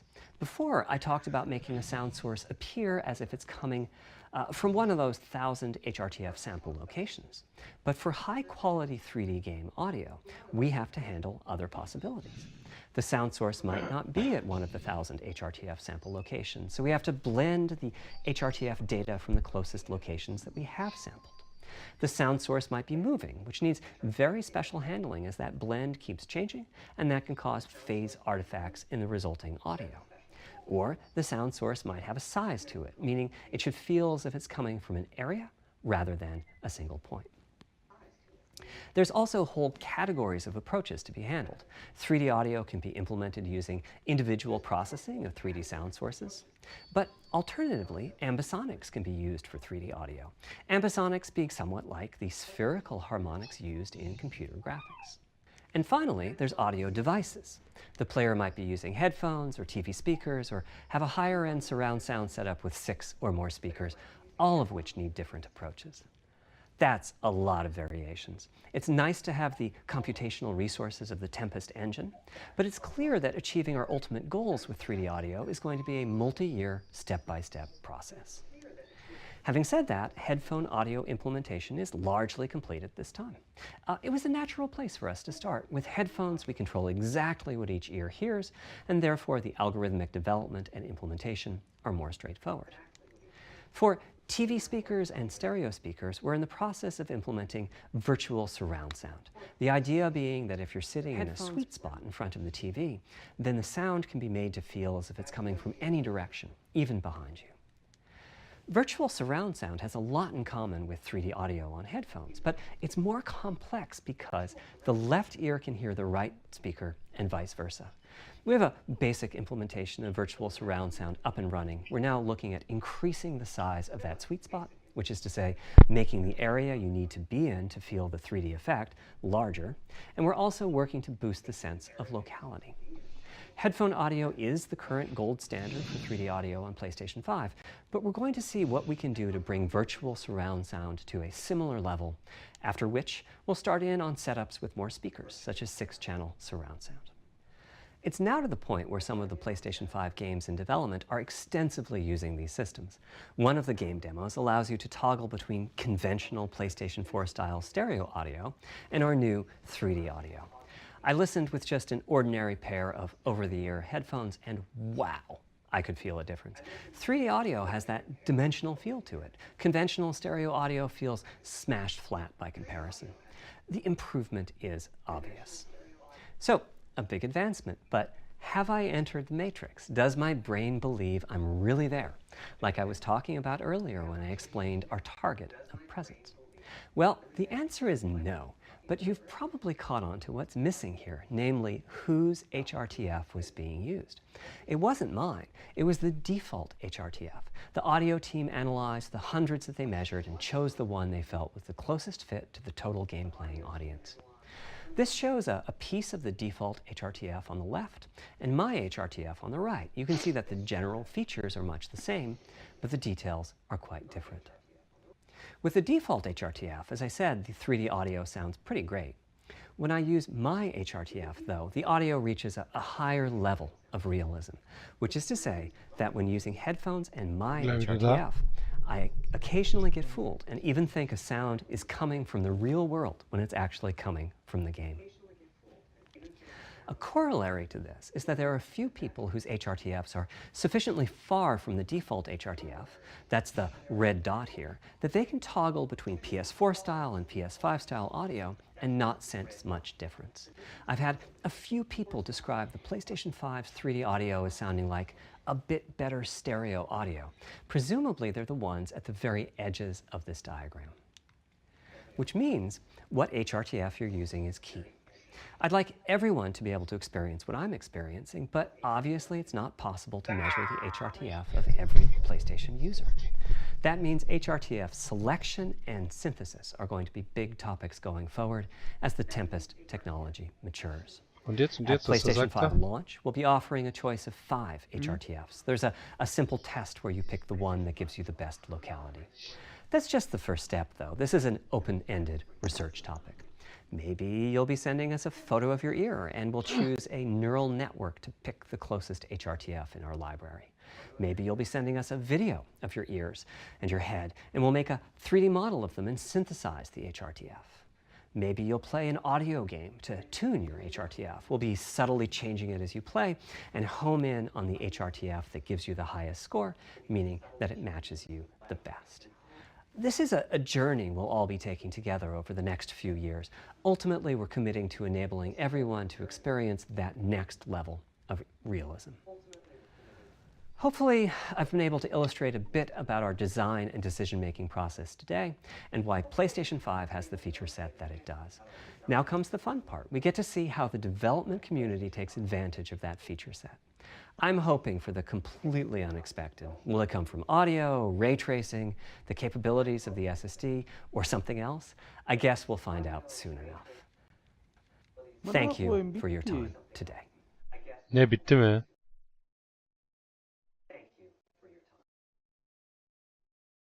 Echt war's das? Niye göstermedi atın oğlu? Vay adi pizvink. Ha? Vay pizvinkler. Bitti Mark. Vay atın oğlu vay. War. Ich glaub's ja nicht. Bu nasıl bir saçmalık yahu? Meine Herren, Adam da live. Hammerhart. Das war's.